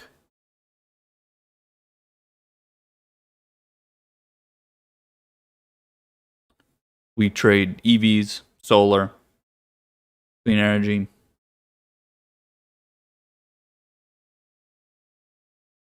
Still looking for, again, consolidations within a lot of the growth space, because especially the growth, not so much the 10% pullback, the correction. The correction is good. It's the 20 percenters. It's the 20 percenters that need to consolidate that. So ARC, for instance, needs to consolidate this because it lost a significant amount. Significant, right? This is a significant amount of price. It's too much not to consolidate it. So what needs to happen? Price needs to tighten over here, over maybe this entire week. Needs to tighten. Why? Because look at, you remember this day over here? This is when March 1st is when we went try to go buy some Tesla. We said, you know what? There's going to be an inflow into ARC. There's going to be an inflow into ARC. Has this trend line support here coming across. You know what? It's going to get an inflow. Let's go try to put a trade on. You know what happened? We got stopped out. And then it came down another fucking 15%. So, again, you need more than just this candle. Just like on tech right now. You need more than the candle. One candle doesn't fucking matter. One candle doesn't change the whole chart.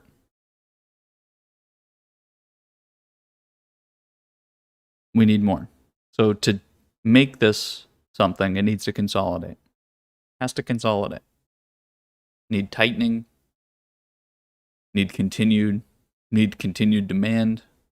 Can't be demand all at once. Very real possibility that yields, even though they're down right now, it's very possible. Did all of a sudden the idea of inflation going away change? No, it didn't change in one day. Sorry, guys, but it didn't change in one day. So, again, we're going to be watching yields still. Again, yields, there is an argument that yields have a lot further to go in terms of the idea of the reinflation trade. So 10-year going above 1.6 is still very much on the cards. That would affect growth. It doesn't affect value. It makes value better. Value can have yields up or down. It doesn't matter. But it obviously has bolstered the move. So again, we need to be very careful on some of these things. So until these things go, I'm not going to be back on the Kathy Wood train or anything like that. Okay? Our, things that continue to trend up.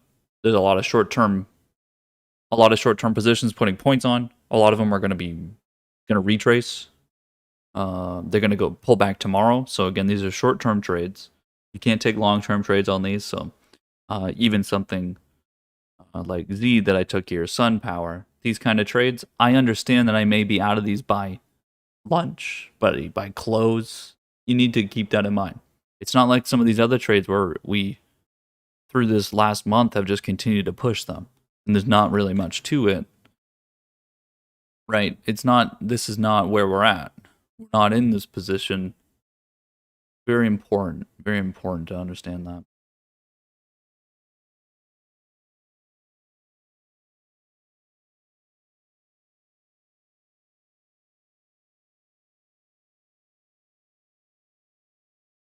This is not really getting retail. Retail,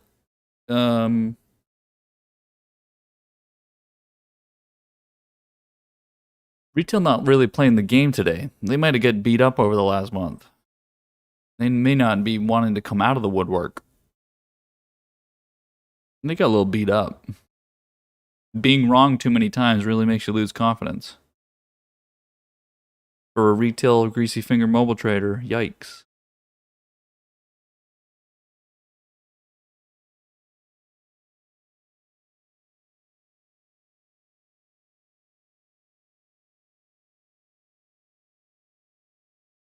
Now, they're likely in tech. We've got how many days? 8 days. 8 days left of Gamma Squeeze from the March monthlies. It's gonna be a fucking wild ride. It's gonna be wild. The closer we get to that date, the more we will straddle. For now, we're trading one way, right? Directional towards the upside. Keeping it that way, and then, we came out of the tech shorts and everything of that downwards direction. As we get closer to the ninth, to March monthlies, again, we're taking advantage of the squeeze all around. We're obviously very heavily on one side for just trending, but as we get closer to that date, we're going to get more and more into the straddle idea of, okay, there's going to just be big moves both ways. Not really a good way to know. You don't fucking know. No one knows. Impossible. Impossible to know. In a lot of situations there. Specifically like tech again. So what we're going to look to do as we get there is put those straddles on, look for big move one way or the other. Maybe change it up a little bit in the way we do it, but something along those lines. So we want to take advantage of the moments that are in front of us and understand what kind of trades we're making. We're making short-term trades. That's for sure. That's what we've been doing. We've had to be tighter on stops. We're sensitive to price movements. We trade something on Friday, we're out on Monday. These kind of things, that's where we're at. And we keep doing that. Why? Because I'm okay with making 100% in one fucking day. It doesn't need to be over 2 weeks. Put the risk on for that trade, get it or not. While risking what? Not the whole premium. That's for sure.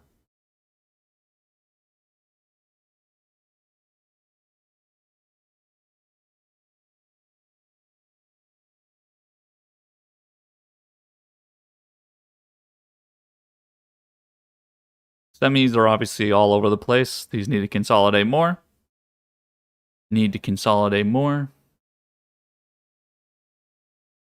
Penn, DraftKings continue. eBay from down here looking much better. Let's see. Anything sneaking through the cracks here?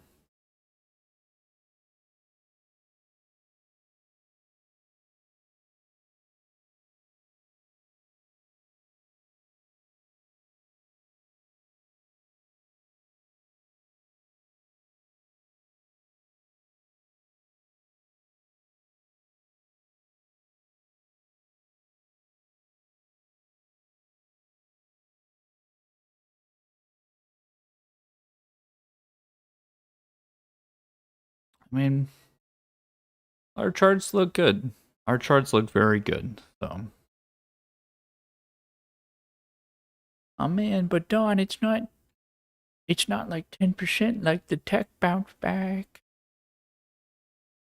Sorry, my friend. I'm sorry it's not good enough for you, my little friend.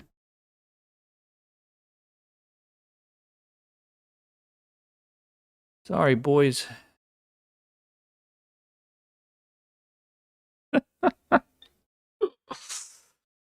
Oh. Has anyone DM'd you about the tech bounce back yet? No. No one has. I haven't checked my DM, so I don't know. I haven't actually checked. Been busy working. That should be a good sign to a lot of you. If I haven't responded to your message, it's because I'm working, making money, focused, busy. That should be a good sign. You unoriginal bastards.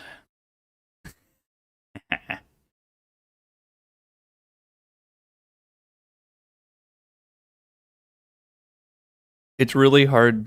So here's like a thing,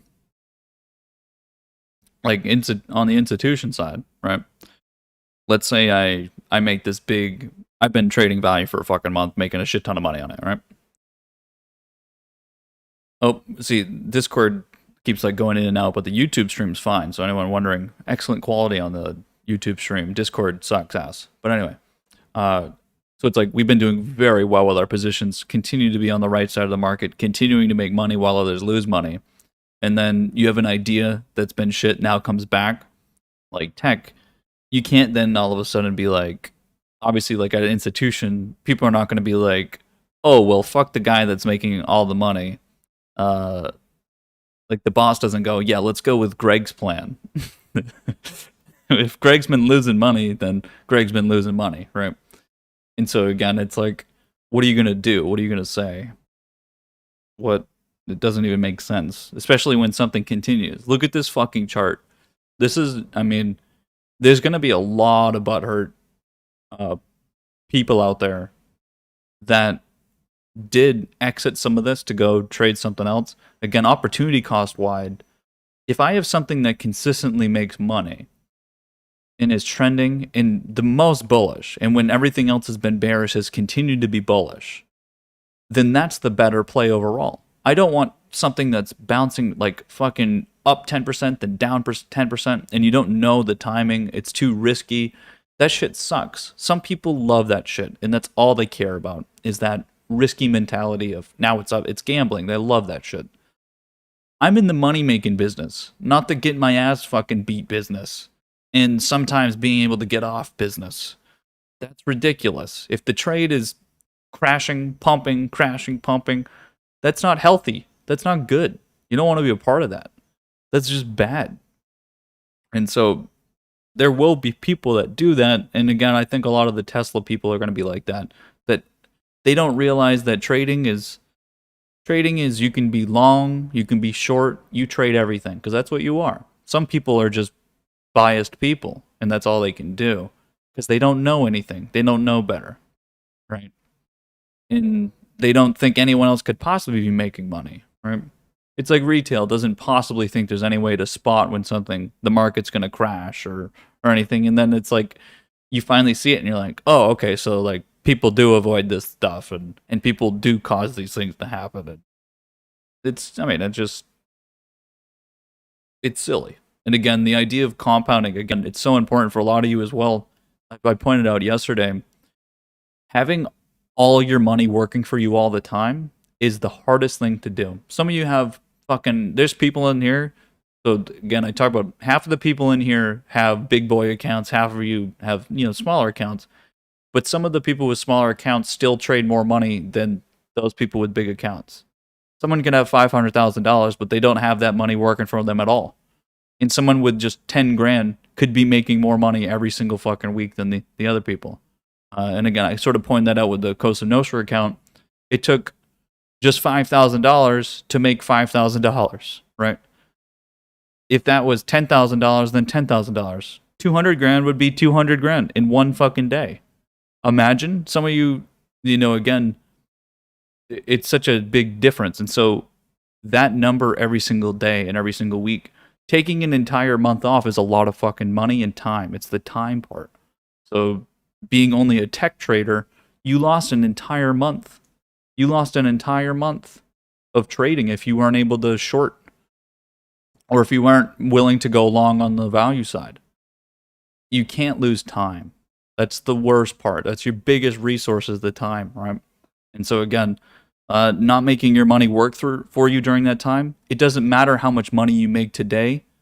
It matters how much you made in the last fucking month. And so again, that's where, like, even if someone that I worked with did that sort of rationale and no one's DMing me because trying to measure dicks in this room is really silly. So no one's, how many times have people tried to measure their dick in this room? And I just mean figuratively of look at how much money I have and make. There's always someone with a bigger dick, so that's silly. So no one does that. We're all respectful to each other. So let's just be honest.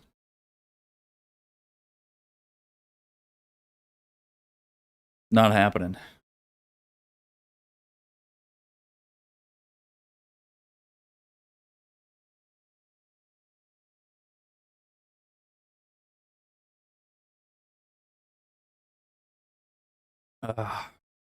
Need more coffee.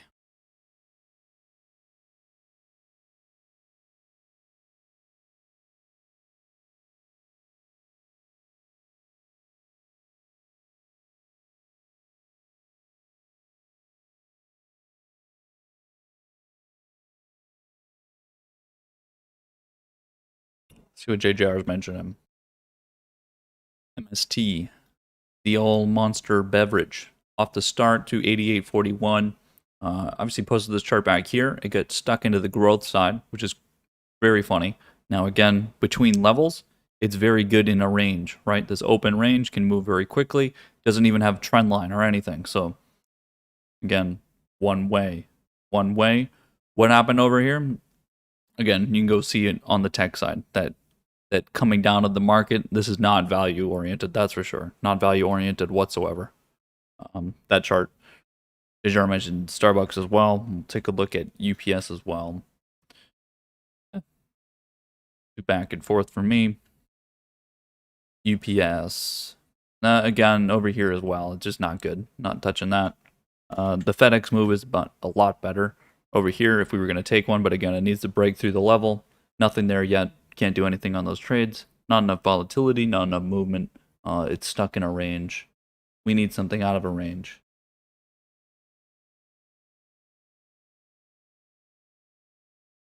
Z pulling back down to the trend line.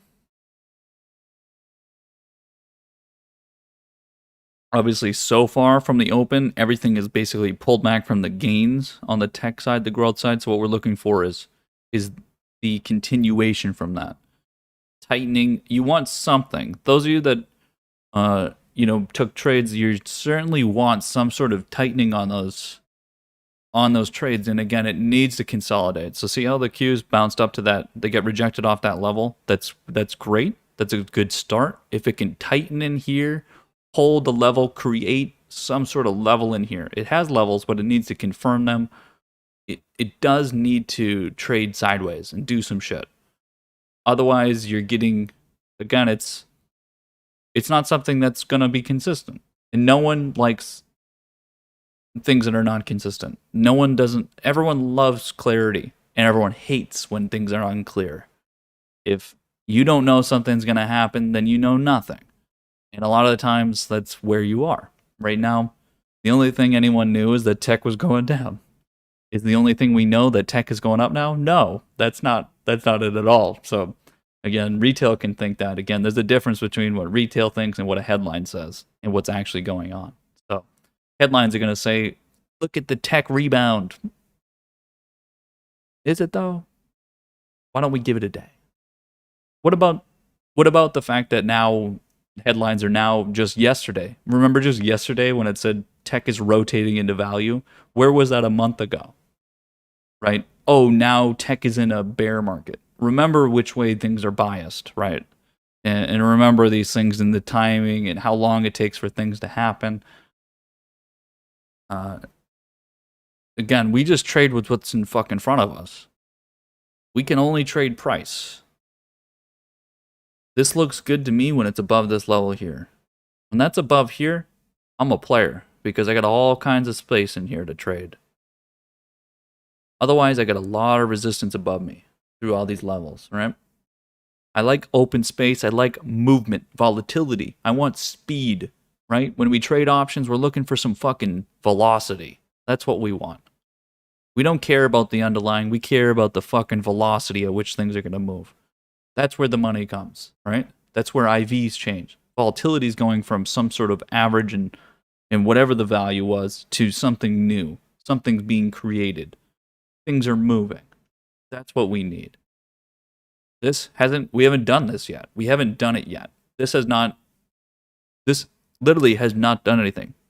Where's the money being made here? Nowhere. It's nothing. It's just price fucking moved pre-market. That's all that happened here. People were not buying and betting on the way down here. Some of them did. People were shorting. When can we get this trade? When it's fucking above a level, just like always, right? When can we trade Chinese tickers? When the Chinese tickers are moving to the upside. Met says, I just got off work. Anything good to buy? Tech looks great. Go buy tech. Go buy some Facebook. There you go. Facebook looks good. Look at, I mean, is that not the most disgusting thing you've ever seen in your life? That might be the most disgusting thing. I gotta put it on the big screen. That might be the most disgusting thing I've ever seen in my life. Wow. I mean, it honestly does not get much worse than this. That is, some of you still don't know what I'm talking about. I'm talking about this rate in here. That is the most disturbing thing. Oh, I'm gonna be sick. I'm gonna be sick. What the fuck is that? I actually don't know. Nobody knows is the problem. Nobody knows. What the fuck is that? It's gotta be Zuckerberg. The only thing that could possibly do something like this to a chart is whoever has majority. That's the axe right there. I have no clue what the fuck that is. I mean, it's just disgusting. That's just so much supply. And by the way, these spreads, those are 5% spreads from high to low. High to low in here. So for the entire last month, boom, bung, bung, bung. And already it was bad. Bad. Just consolidating, not moving anywhere, not going anywhere. There was times when it downtrend, consolidate. That's just bad. I mean, just terrible. Fucking terrible. So again, yikes. I hate that. It actually is gross. Looks like a big tech rebound, boys. Look at that big tech rebound. Woo! Look at that. Look at the NASDAQ pop off here, guys. Look at that Apple chart. Really showing it for you. Big bullish day, huh? Looks great. Go long. Go long, guys. Big day for tech. Looks great. Really big fundamental change there with tech. Looks good. It's up 3.5%. Look at it. Looks really good. I know some of you get excited. You saw those headlines. Look at the futures. Look at the chart. Doesn't it look bullish? If I asked you and I didn't put a name on this chart, just cover up the name, would you say this is bullish or bearish? You guys let me know. Is this a bullish or bearish chart? Greg? Oh, God. Oh, it's so hard. Oh, but Don, don't you make money? Oh, I do, and it feels so good, but it's just it's so hard. Oh.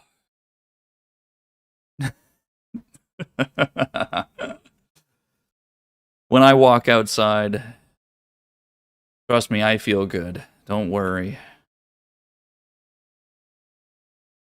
I feel like a few $1 million, that's for sure. When I wear my Vicuña sweater, and I know you guys will never be able to know what this feels like. I'm touching it right now. I've got underwear and a Vicuña sweater on right now. And you guys will never know what this fucking feels like. Some of you will. Some of you have a Vicuña sweater, but not the other half. Why? Because you keep staying in your ways. You're a one-way trader. You're not willing to learn, put the time in. You can just wake up and trade anything, right? New trading day. Good luck, my friend. Get the fuck out.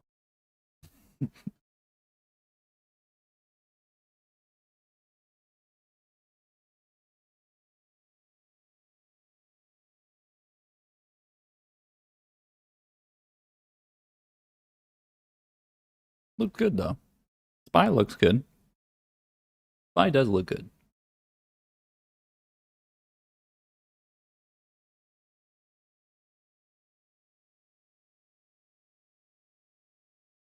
All right, we're waiting for some. I think the market's waiting for some of the bond action. You can see yields are coming back 2 years back to break even, 10-year and 5-year. Um, again, a lot relying on this, and so again, half the people trading tech right now have no fucking clue that the whole reason why their whole tech market went down was because of. I mean, now they know that it was yields, but they don't even know that there's fucking auctions going on right now, so they have no idea. Right now, 3-year auctions going on. 3-year. Okay. 58 billion. Oh, 58 billion is not very much. Well, okay. Okay. If you say so. Inflation numbers tomorrow. They don't matter. Okay. If you don't think that, again, here's the such an important lesson with equities and something that you don't really get to learn unless you work at an institution. The equity market is the market that relies on every other market in the world. Other markets, they don't really care about the other market. You don't really need to know everything else. If you're going to trade anything equity on the equity side, you need to know how the currency market's doing, how the bond market's doing, how fucking every other international market's doing, emerging markets, volatility markets. Everything matters to equities.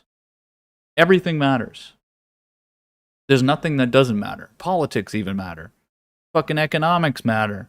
How little, Grandma Susie is doing in fucking God knows where and what she's spending money on matters. These things all matter for the equity market. And you cannot get away with waking up, loading up your broker, going on to your fucking Robinhood app, looking at your favorite ticker and saying, can I buy this right now? And you're just looking at the chart and you read a couple headlines. You can't. Because every decision you make is tied into something else. Why? Because it's not that fucking simple. It's not. And you know who does the best? And you know who will continue to do the best? The people that take the time and put in the work, in the effort, learn the most, everything else, and they pay attention to every market, they're going to be the ones that do the best. There's a fucking reason. There's a reason why some people get paid a lot of fucking money. Some people make a lot of fucking money, and you're still in your mom's basement. Big difference. There is a reason. I'm not speaking to anyone specifically. I'm just talking about in general for all of us, right? That's the reality. Everything we do, every decision we make, even if it's trade fucking DraftKings on a Friday, in a Friday fucking midday, buy on the dip, that decision has everything to do with every other thing out there to be able to make that decision and to make 100% on the trade, to know to take the profit on Monday. These kind of things, they are tied into everything else. And you cannot get away with thinking it's not like that. Because as soon as you think you understand something through one little metric, you're going to fucking lose all your money. You can make money 100 times, and then that 101st time, you lose it all, whatever it is. It can't be that level of... It's just not going to happen, right? You don't get to have just one number dictate everything. That one price of the ticker you want to trade does not dictate everything. It doesn't. That's like saying it takes two numbers to measure my ass, but it only takes one number to measure the price of a stock. That's what it is. It takes an extra number to measure my ass? I don't think so. It takes way more than this number to measure how this chart's doing. It takes way more than that number to measure this chart and how to trade it specifically. The number doesn't tell you how to trade it, right? It takes a lot more than that. So, again, if you're not looking at more than just one, then why do you look at two numbers to measure your ass? That's crazy. That's crazy. Need everything. Lows matter.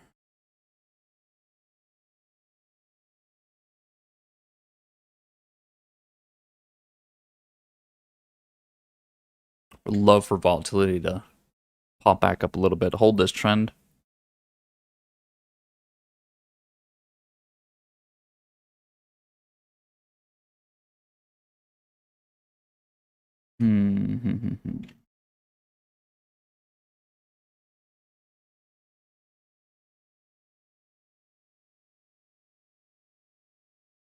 Whoa, what's up? MGNX from last night's charts, sitting in this level of supply at 27. It's in a great spot. This is a low volume play, so a little bit lower volume. You can tell by the connected prices, liquidity is not as great. So a lot of different things going on that chart. There's a couple other things from yesterday that I should point out. Something like Fez. This is Euros. This is the ETF for the Euro Stocks 50. These kind of plays. Now this is a value play, right? Europe being tied to value, Asia being tied to tech. There's some different things with Asia because it is economy driven, so there is some ideas of value there, but it's mostly tech stocks on the Hang Seng.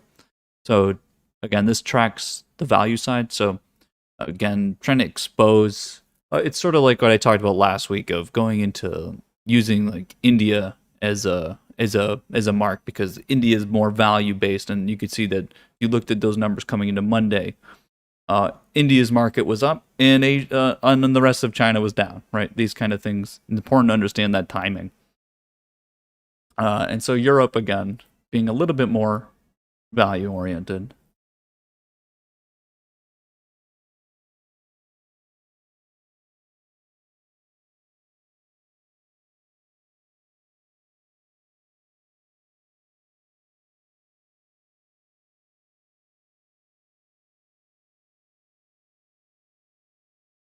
XRT continues again. Retail stores continue. So one of the big plays from yesterday. Again, it's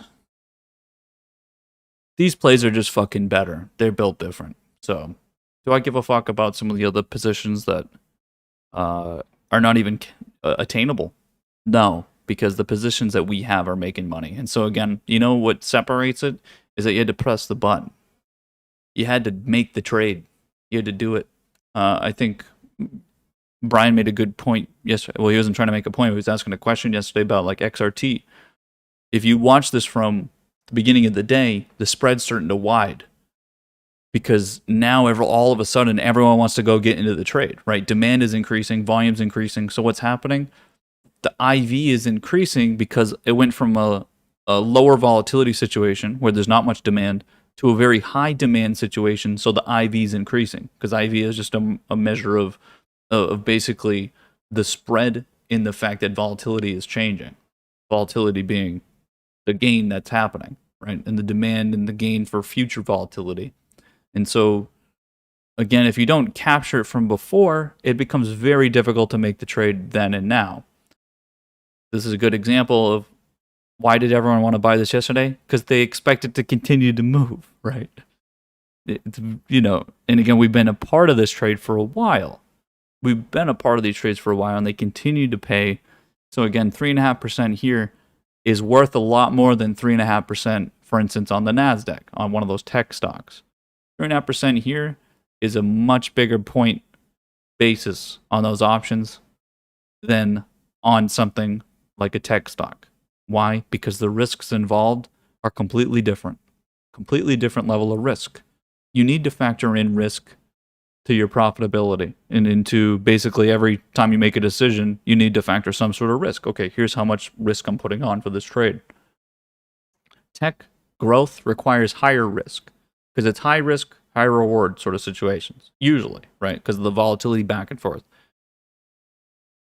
And then there's situations where it's very low risk for some sort of fucking reward, right? If you can make trades with no risk, you're doing something really fucking right. Those are situations to find something where you can put up all your money on the line, right? Imagine if you're able to put all your cash was in the market all the time, it would take 1 month. If you could have 100% of your money making 10% a day, you'd be a millionaire in a month. no matter what fucking amount you start with. That compounded every single day over a month, you would be a millionaire. Literally. You would. The only difference is whether you can have that money working for you all the time. And that's where just being a trader allows you to fucking do things. If you're not waiting for so much time to make plays happen, right?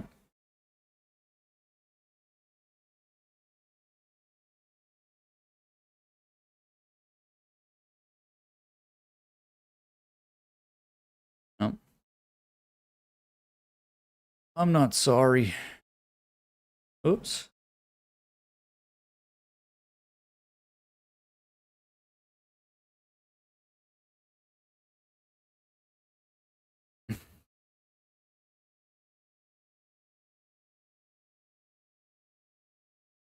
What do we talk about? Price moves very quickly in between levels. IBM yesterday, we were talking about it. Opened on support, traded through up to the level very quickly. Here it is today, making a very similar move. Why? Because this is, I know it's not much in terms of percent, but that's a lot of points for this chart that barely fucking moves, right? What do? We try to take something with low volatility and make the claim that it has higher volatility, which is the idea of buying at a low IV and then selling it at a higher IV, because that's literally what it is. IV is the fucking premium. That we quite literally call IV premium, the premium level at an institution. That's what you fucking call it. IV is just the premium level. That's it. Because that's the only thing that's changing. Because IV changes based on everyone else's thought. There's thoughts about something, right?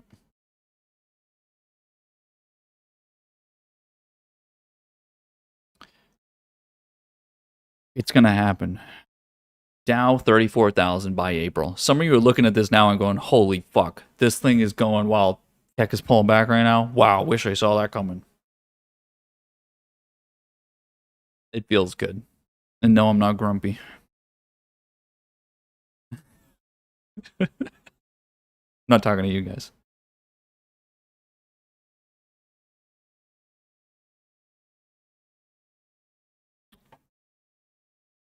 I think at lunch, I'm gonna have. Maybe I'll wait to say that until lunch. Get a little.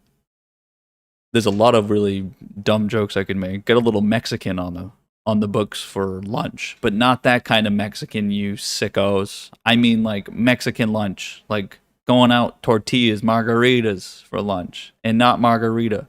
Margarita, margaritas with salt. Oh, I mean the drink. Tacos, lime.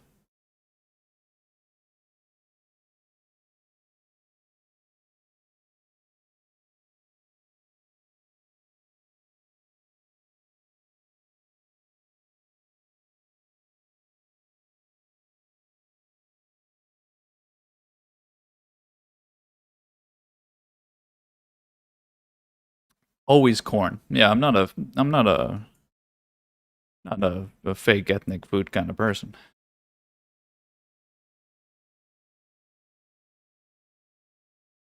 Yep. And I know some of you are going to go, "Hey man, I thought you fast all day." I do fast every single day until about 5 o'clock. Won't eat anything all day, only black coffee, water. But today, you got to have a little party every now and then. Have some fun. So the boys, the ladies, have a little fiesta.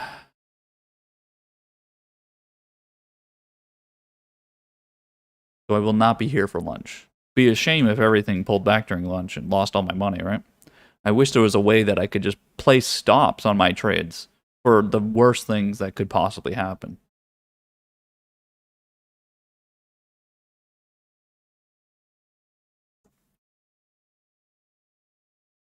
Yeah, stops as in stop speaking. Can you just give me some alerts? You're a little fucking late. Where were you?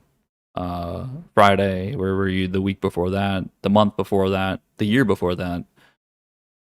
What do you want me to say? You pay me. I talked about pot stocks from the open.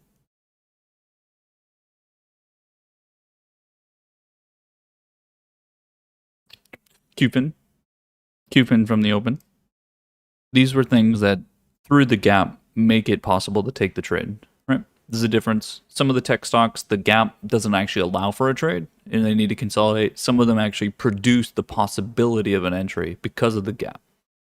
So some of these, again, there is possibilities there. We try to get the Z trade in there. Didn't happen. Again, everything sort of pulled back, which is, again, to be expected because they need to consolidate.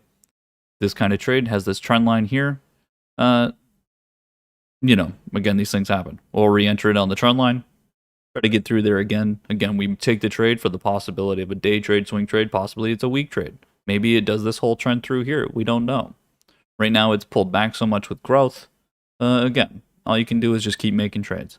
Am I going to be having a piss party and telling my friends that, hey, I tried to enter Z at open and, it went up like 7%, pulled back, didn't really get the move I wanted, and you know what? Now it's up 50% in the last week, and I really wish I entered it, but since I sold it that one time, I can't possibly re-enter. Again, if you guys sell something, get stopped out on something, you can re-enter, by the way. You can re-enter. I promise.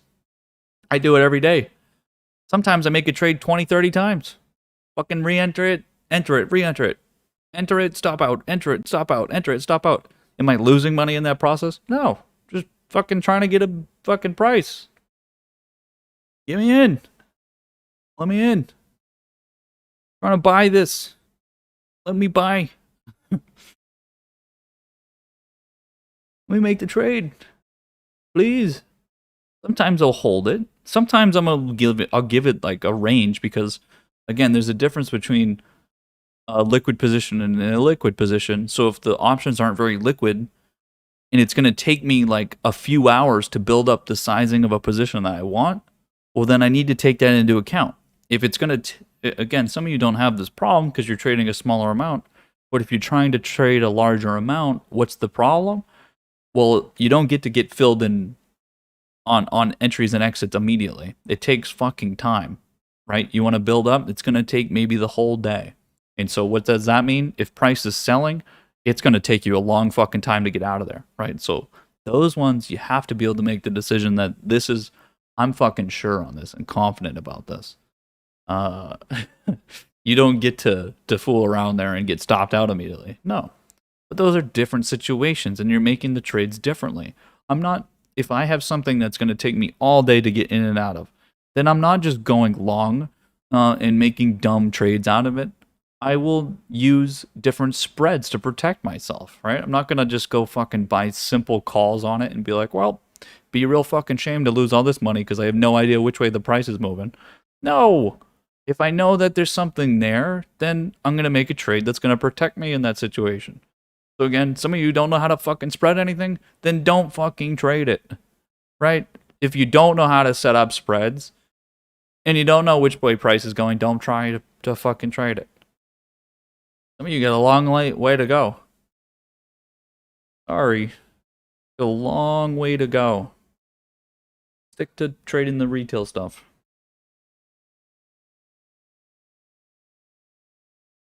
Go buy Tesla right now.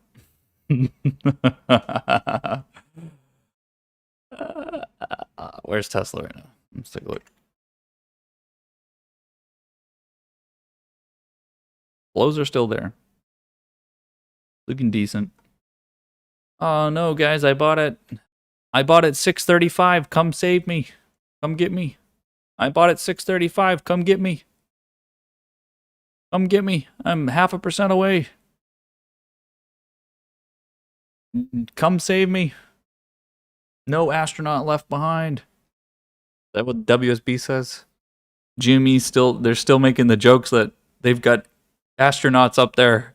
Go save them. I'm in at 400. Come save me. Those comments crack me up every time. I'm in at 420. Come get me, boys. So I can break even. Oh god, that shit cracks me up so much. How much it went down 100%. Come get me. That shit is insane. It's just a new level. Unbelievable. You have to love it. I mean, there's so many levels to all of that. Obviously, the way it changes,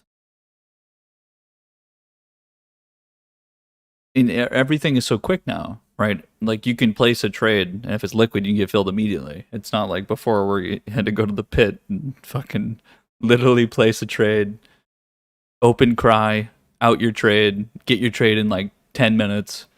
Now you can just place it, but people even now are they'll fucking hold on to trades twice as long as they did before. It might have taken you 10 minutes to just go get your trade to the exchange back then. Now it's like no, it's instant, but you just fucking hold it anyway.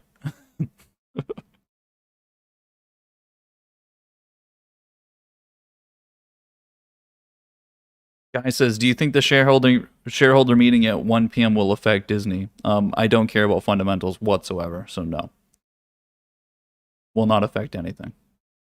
Might affect something in the 30 seconds around it, but no, it won't affect anything. And again, why has this trading back and forth been fundamental whatsoever during all this time? Is there anything fundamental about the price here? Why would it all of a sudden become fundamental now? It won't. It won't. What's all the pricing in here? Travel. What does this chart look like through here? The gains look like through here? It looks like the travel charts. Does this look like the Netflix chart? Is this about the subscriber numbers? No, they're actually losing money on Disney Plus still. So the subscriber numbers don't really fucking matter. So the fundamentals already don't make any sense. And if it's fundamental at all, it's because travel is doing very well. And so it's converging to that idea. Are the travel charts trading because of fundamentals? Well, that argument breaks down really fucking quick when you go look at any of the cruise lines. So there's nothing fundamental about that. So if charts are trading in a similar way because of the same idea, then no, there's nothing fundamental. It's all for the flow. It's all technical. So no, I don't know when shareholders meetings are. Don't give a does none of that shit matters. People that trade on that kind of shit lose money every day, and no one here understands any of that shit anyway. Again, if any of you have the business expertise to understand these kind of things, then you would be in business and you'd be doing those things. Uh, anyone that trades on fundamentals, then you need to know all that stuff. But is everyone trading because of that? No. So then it doesn't even matter.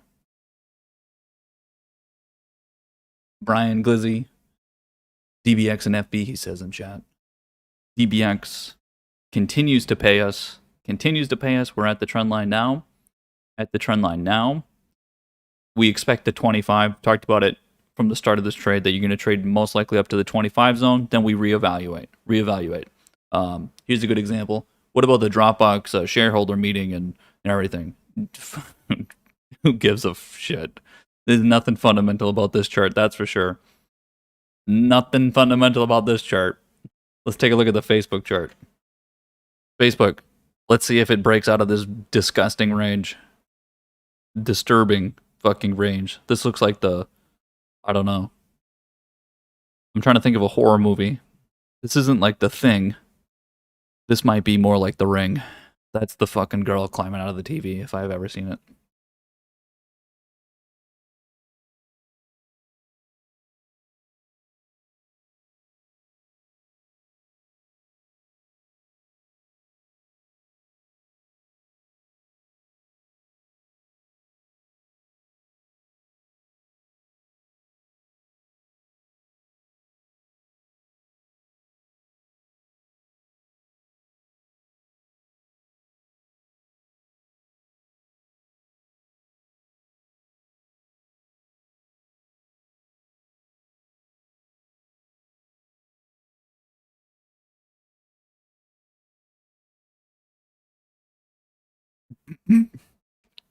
Hold on. Let's see. Get filled on 2 contracts. Nice. Here's a good example of one of those charts where you just put the fucking limit buys at a level. Sometimes you get filled, sometimes you don't. As if I was looking at this chart, right? Like as if I was looking at Box as it keeps trading back and forth. Talked about it over here when it was coming through, but otherwise we don't really look at this fucking chart, right? Here you go. Got filled at the resistance. 2 contracts. Great job. Good stuff. Moved a little too quick. But again, just looking at charts, just being aware of them, you can take advantage of something like this that just happened. I didn't. Besides having just trades in there, pending. But yeah, you could easily take, if you were watching this from open and knew that this was trading at the level, you could have watched this from open and bought a whole fucking boatload and you would have made 100% already, right? So, again, what it comes down to. Looking at as many charts. Why did I look at that chart last night? Because I went to bed fucking early. That's why. I was tired from looking at thousands of charts over the weekend. Wanted to chill a little last night. And why? Because I'm already fucking 100% in my cash. Made a fucked load of money yesterday. Don't really care at some point. I talk about that where you do make a lot of money and then you start to not care about anything. You're willing to go to lunch and have drinks with your friends at lunch when you're usually working during lunch. Those kind of things start to happen when you start to make more and more money, right? It happens. Every now and then you gotta break the diet, right? Have some sweets, right? It's gonna happen. Gonna happen. Sleep a little bit more. Slept about an average of 3 hours last week. The money train, the profit and loss changes a lot based on the amount of sleep. Goes up the less you sleep. Those things usually make sense. Oh, you put more work into it? Well, you got a better return. Sometimes variance will fuck you, sure. But over time, over a year, definitely not. Definitely makes a difference. 15 hours a day does it. Really fucking does it. Other times,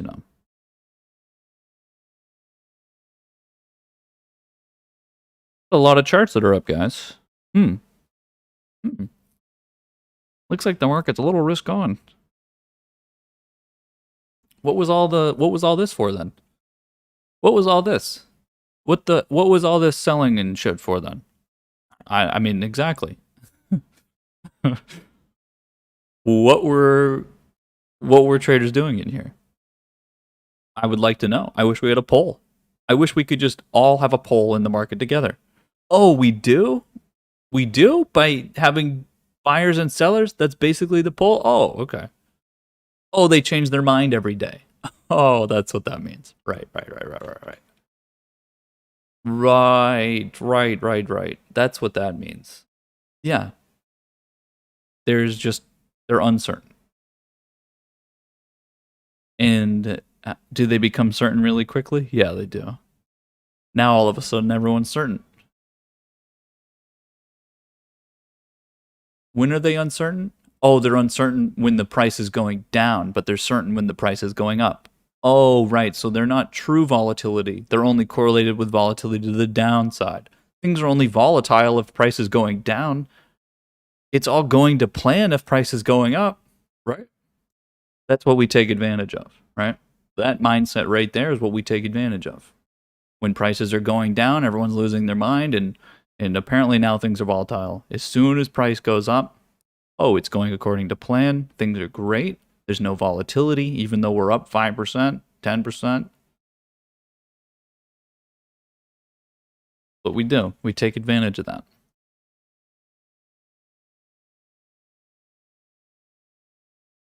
Yep. Nike coming back, getting that retail store convergence. Retail stores. Again, what happened over here? I mean, it just got stuck underneath the level. It got stuck. It was trading very much on the retail side. It got stuck in the level. Now, in terms of retail stores in general, we have seen that the smaller side of things have done better, just like small caps in general have done better. The small caps have beaten the S&P. Have you guys seen that chart? Russell 2000 crossed over the S&P chart. It's literally got a bigger gain in like the last whatever fucking year it is, right?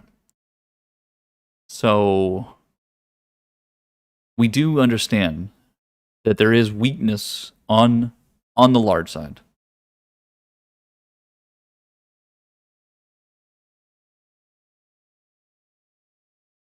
You're talking about this trend line here. It's got the resistance here. It's horizontal in here. The actual trend lines are not coming into play yet. This trend line's really clear. You get the 3 wicks here. Whoops. You get the 3 wicks in here from the Qs, which doesn't come in until 317 and a half. 317 and a half or so would be today. And like I said, if it gets above this 311.25 or whatever it is right here. Oh, QS. Okay. Well, Qs anyway, same thing applies. If it gets above this horizontal, then it's going to trade through the range very quickly. QS looks like the same chart. It's the same trend line. So obviously a lot more shit going on over here, but the same thing would apply. This trend line, sure. But it looks... You don't even have any horizontal here. You don't really have any supply at all. There is no supply. It's just, yeah, it's the trend line. Whether it's this, something in there, it's already broken. It's already broken. I bet you can see it on the... Here you go. Look at reaction on the trend line and then win. Yeah, you got it. Broke the trend. Broke the trend for sure. Got a reaction today. Got a reaction on the trend line. Started to consolidate, pull back a little bit on it. Broke through. Now it's moving. A lot more velocity here than over here, right? Definitely broke the trend line.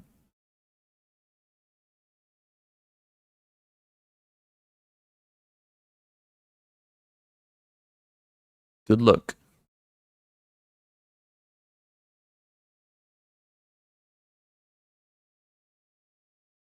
What's going on here? Oh, there it goes.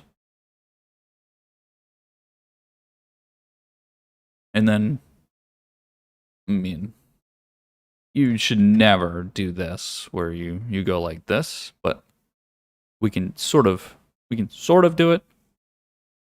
Sort of do it. It's a little bit too, it's too new of a chart, right? To go put like a big macro trend line on it. It doesn't, these things are all so unconnected. The price over here is not connected with anything over here, right?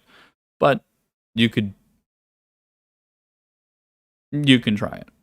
You know, we'll see if there's any reaction there. But I wouldn't do it on a new chart like this. We'll just remove all this. Remove all the price action here. This is just inflow. All the price action here is inflow. Why? Because I can tell it's a fucking SPAC and it's just inflow. That's all SPACs do. IPOs, everything. They all have the same fucking chart every time. Why? Because it's just flows. It has nothing to do with fundamentals, with technicals, nothing. It's just flow. If there's money coming in, the price goes up. That's it. Supply and demand, baby. Just like every other chart. Sometimes supply and demand follow some rules, which we call trend lines, horizontal resistance, support, technicals. Back in before the 2008 and QE started, we used to trade with fundamentals. Why? Because there wasn't fucking inflows and outflows of money changing up supply and demand every goddamn day. And so fundamentals and value actually mattered. Benjamin Graham wrote a whole book on it. Why? Because QE hadn't been invented yet. We didn't have to worry about fucking billions of dollars every month being pumped into the market. Back then, you just figured out what the value of a company was, and maybe in a few years the price would move towards the value of the company. And it would be value investing. Guess what? Shit don't work like that anymore. Every fucking kid has a phone. Every kid has a phone and can go trade the goddamn stock. And they change their mind every fucking day. So that dictates price more than Benjamin Graham. I have the big Benjamin Graham book. I've got the big stock book. It's got like 1,000 pages in it. Burn it. Just fucking burn it. There's nothing there anymore. Burn it. It'll be a great start to a fire. Take a picture on Instagram. Show your friends. Good content.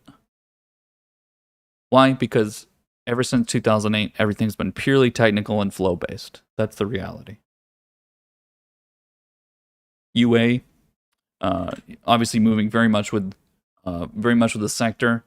It's already, again, it dictated the move very much like the GPS chart has dictated the rest of the move, getting convergence. So right now it's getting the convergence move on itself, right? Everything else is converging to the Under Armour move. In terms of a level, again, it's just stuck in this. This candle here, we need to remove it because it's a bit of a market candle. We understand that you could buy on the dip here for the reason that this would be a downtrend. There's converging supply. We'll see if this eventually breaks it. It's in a bit of a diamond-esque sort of move, right? But we can't really use any of those. Is there a level? It's just the high. Just the high. There's nothing. Nothing. Just the high. Just in supply. Is there a level? Yeah, this whole fucking thing is a level, right? Whole thing is supply. You want a specific level, then you can just go and there's about 30 different things you can put through the 18s here. 19. Put 19, you can put, let me do it. 19.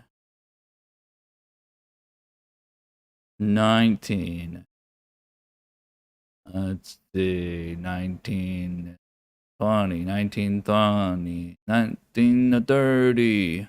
There's a fucking ton. A ton. Whole thing is supply. All supply. It's going to be, what's going to matter here is, again, the consolidation that's happening in the trend lines. So again, the tightening. And again, it's the sector. So the problem with the charts that are getting converged on is it's all the other prices are increasing right now, catching up, converging towards the retail store moves that have already happened. It's like Nike has to catch back up, right? So Nike's making its move now. This here had already made its move. And so what's it waiting for? It's waiting for the demand to come back. So it's going to sit in the supply until the demand is there, right? What's going to matter? It's going to matter on the trend line here. So for instance, this trend line is going to matter. That will matter. Whether it's there, whether it's in here. This bottom, the low is getting higher is going to matter the most. So it needs to break. It needs to break through that, and it will show itself. It'll show itself that it's breaking, that's for sure. I would say it's probably this trend line. Why don't we just copy this one? Copy this trend line over. Put that in there. Somewhere in there. There you go. These two wicks in here, this wick down here. There you go. Use that one. Something like that. That one's all sector-based. The whole retail thing is all sector-based, so I'm very hesitant on trying to use exact levels in there. Unless it's pulling into the level, then we understand it. But where that is up there, it's like saying Google. What's the level on Google? This whole fucking thing is the level. That's the whole thing. All of it. All of it in there, right? It's like Facebook. Facebook, yeah, all of it. That whole thing is it's a whole fucking mad, whatever it is. Gross. Yes, that's what I was talking about earlier, Mob Scheme. If it breaks this, then it has an open range. Why? Because look at the candles in here. Look at the candles. Look at everything moving through that level. It moves through quickly, right? Because there is no supply between the levels. So it breaks there. It's going to go. There is a trend line here. And that would be the consolidation, right? That's the consolidation trend line. So if it comes into the trend line, starts to trade through here, then you're going to get some sort of consolidation. Whether it's this sharp, unlikely it's like this sharp, because that doesn't, I mean, this doesn't even make sense. Like there's nothing to see here, but just to like show it. If this is the consolidation, right? Then what? It's like a weekly flag then. But yeah, it's moving through the horizontals, and again, it does need a consolidation. I don't know for how long we can do the game of pulling down, whipping back. That would be all gamma related, and again, we have March coming, and Everything is going to get squeezed whether we like it, like whether you like it or not, based on the March monthlies. So maybe we should start putting let's put them in on the chart. There you go. That's the March monthly date. Everything before there is going to get squeezed. Everything before here, elevated volatility, whether the VIX says it or not, because it's getting squeezed on because of this day. This day right here. More options than you could ever think of expire on that day. They're out there. Go look at the OYs. They're out there. Whether the price is down 20% in a fucking bear market, like the headline said, which is ridiculous, or whether it's corrected, there's calls out there. There's puts out there. There's everything. Again, since 2008, the stock market has been the derivative of the options market. You read Benjamin Graham and you read any of these old texts when they talked about options, even Nattenberg, some of you that have gotten through Nattenberg, even then when options really started to get going, it wasn't even close to what we have now, right? It was still looked at as insurance. Hedging, they were used for hedging. You would use options not for directional reasons. You would use it for hedging strategies and taking advantage of discounts. You would value invest it. You would value invest options. And it was like trading futures where you're getting a fucking bundle of 100 shares, right? And you're just trading on discounts. Oh, someone thinks the volatility is low. I think it's higher, so I'm going to buy it. And the difference between those two is what it's going to be. Now you guys buy calls because you think price is going to go up. That's a big difference between back in the 80s and now.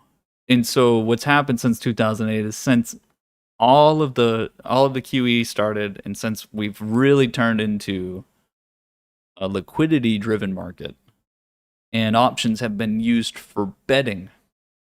They haven't been used to insure positions, they've been used to bet on positions and actually take the place of holding a position in shares, right?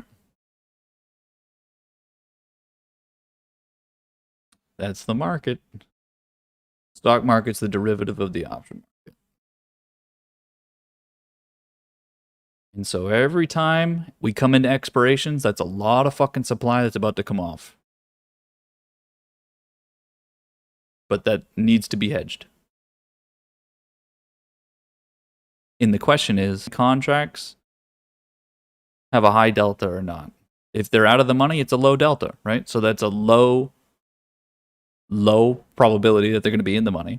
And it's a low amount of shares that you need to hedge against. If it's only a delta of 2, that's 2 shares. So, yeah. Big difference. But if there's 100,000 shares that are over or 0.5, which we call 50 delta, that's a lot of fucking shares. That's a lot of underlying buying that might just happen all at once. Like today. And like it's going to look like in here. I mean, I would really be interested in what you guys think price is going to look like within the zone. Let me put the vertical line on this one as well. Be interested to think what do you guys think? You've got 1, 2, 3, 4, 5, 6, 7. So 8 candles in total. You have 8 more trading days, including not including today. So 9 in total, including today, of trading days. Wonder what it's going to be like in here. Wonder what's going to happen. It's going to be interesting. I mean, I already made my bets. So, again, some of you guys are just going like day to day. You wake up, depending on how you slept, you make different decisions, and you look into your fucking crystal ball, and who knows? Depending on if your wife is nagging you or your kids don't shut up, the dog slept on you. You make different decisions, whether you were cold, you're hot, you go outside and fucking the wind's blowing, you make a different decision. Who knows? There's so many different things, right? It's like when you try to time travel and little things change the future. That's basically what you do every day, right? Some of you? Not making fun of anyone, just saying. Pot stocks continue. A lot of things continue.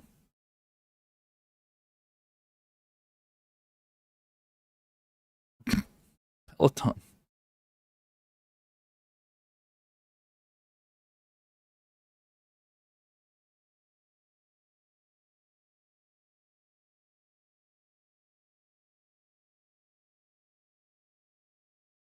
So we're looking for consolidation. For tech, we can appreciate the risk-on mentality of the move. It's good for the equity market view. We obviously have been betting on risk-on, and we're getting risk-on. Very nice to see. Let's do one more round. I'm going to get out of here. Spot VIX. Volatility continued to drop. Again, we understand that this is just tied to the negative side. There's technically more volatility right now. IVs are increasing, which is why the price is increasing, right? So again, this is not exactly correct, but it's correlated to the negative side. So if the market's not going down, then volatility is not going up. So they're opposites, so we understand that, but this is coming down. The dollar, money coming out of the dollar, but it's still elevated. So again, there is a lot of money out there, but again, if we're reinflating, then the dollar is going to be worth more. So we'll see.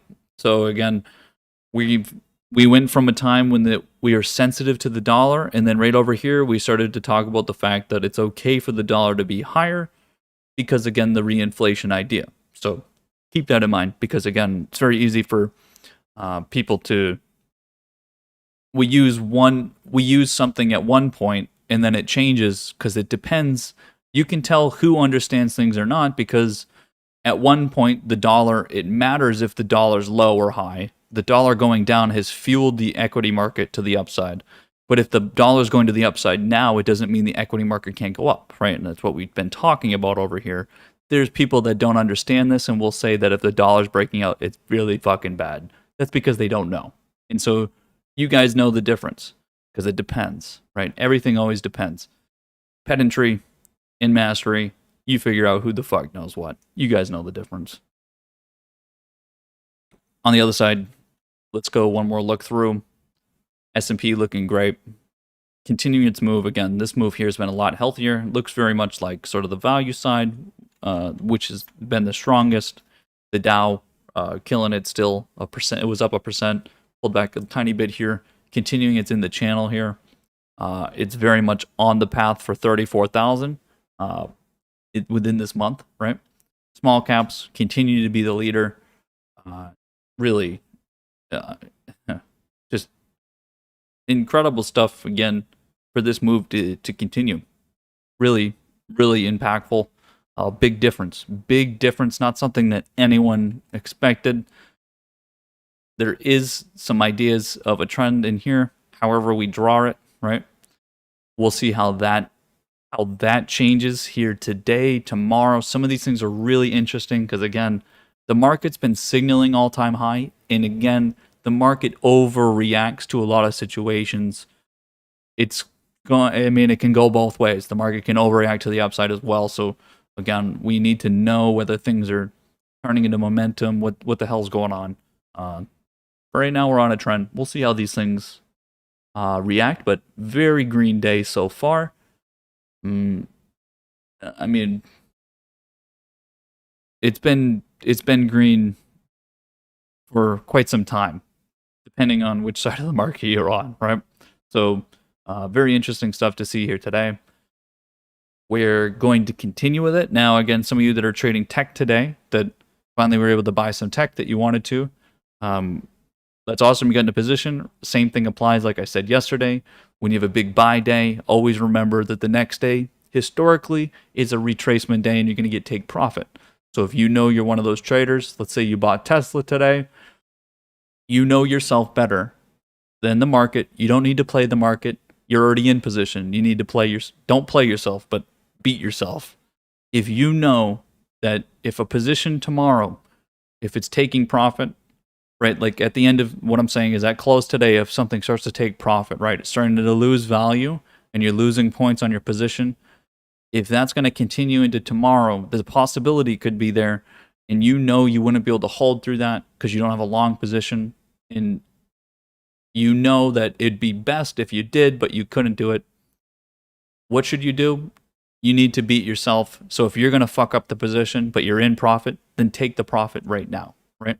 Take the profit early so that you can at least get the points and realize it if you feel like you're prone to making mistakes, right? It's okay. You need to get trades under your belt. You're up 50% right now. Fucking take it home. Make another trade tomorrow. It's okay. Obviously, the best trade would be to be able to push it through there. But if that's what you need to do, then fucking do it, right? So I'm going to continue saying that. I think it's important. The best way to make profit is to be able to push your winnings. But for some of you, you just need to get some winnings on the board, right? So you guys know who you are. There's nothing wrong with that. Take the money home. And some of you even are in, I've been talking about this a little bit more. I've had a bit of the problem with this in the past where you're profiting. Like, let's say you make profits every week, but all you do is you keep putting that back into new trades. And it's just like a constant loop. You go from, some sum of money to another sum of money, and it just keeps looping, and you just keep putting it back into the market, and you never take anything home. You have nothing to show for it. You haven't realized anything. You got to realize something at some point. And one way to do that is, I started it last year. I started to cap myself at the amount that I would have in my brokerage account and just take the money out. That's how I built the Bitcoin position. Anything over a certain level, I would put into Bitcoin. That's what I did all last year during the summer, right? Or during COVID, right? So during COVID bottom, I just keep putting points into Bitcoin and built a really significant position in Bitcoin. And then from there, just started to take home the rest of the money over profits when I didn't want to put more into Bitcoin. You got to realize it, right? Take it home. Those of you that haven't made any money yet, well, then this is for you in the future when you start making fucking money, right? Yeah, at some point, you're going to keep increasing your brokerage account if it's a small amount of money. But at some point, like maybe $100,000 is the cutoff for you. Maybe 50 grand's a cutoff for you. And you can't trade more than that. It's impossible for you to trade more. Fucking take it home, guys. Some of you doing well, take the money home. Do something with it. Fucking, I don't care what you do with it, but sometimes you gotta just, you have to realize it and make it real. Otherwise, it's just on paper. And sometimes we make dumb decisions, right? Awesome day so far. Awesome week so far. Great Monday. Obviously, from Friday, we bought everything on Friday. And if you bought everything on Friday, you feel pretty fucking good. Maybe you can come join me some margaritas. Those of you in New York, you're probably enjoying the nice sunny day today as well. Looks great outside. So I'm going to get out of here. Going to go have some fun. I'll be back at 3:45. Be here for the close. We'll see what happens. Oh boy, hope the market doesn't crash. Fingers crossed. Really hoping. Sweaty palms. Too bad I'm going to be busy getting fucking wasted. See you, boys. Have a good one. Enjoy. I'll see you at 3:45. I won't be drunk. Don't worry. Give you good information. See ya.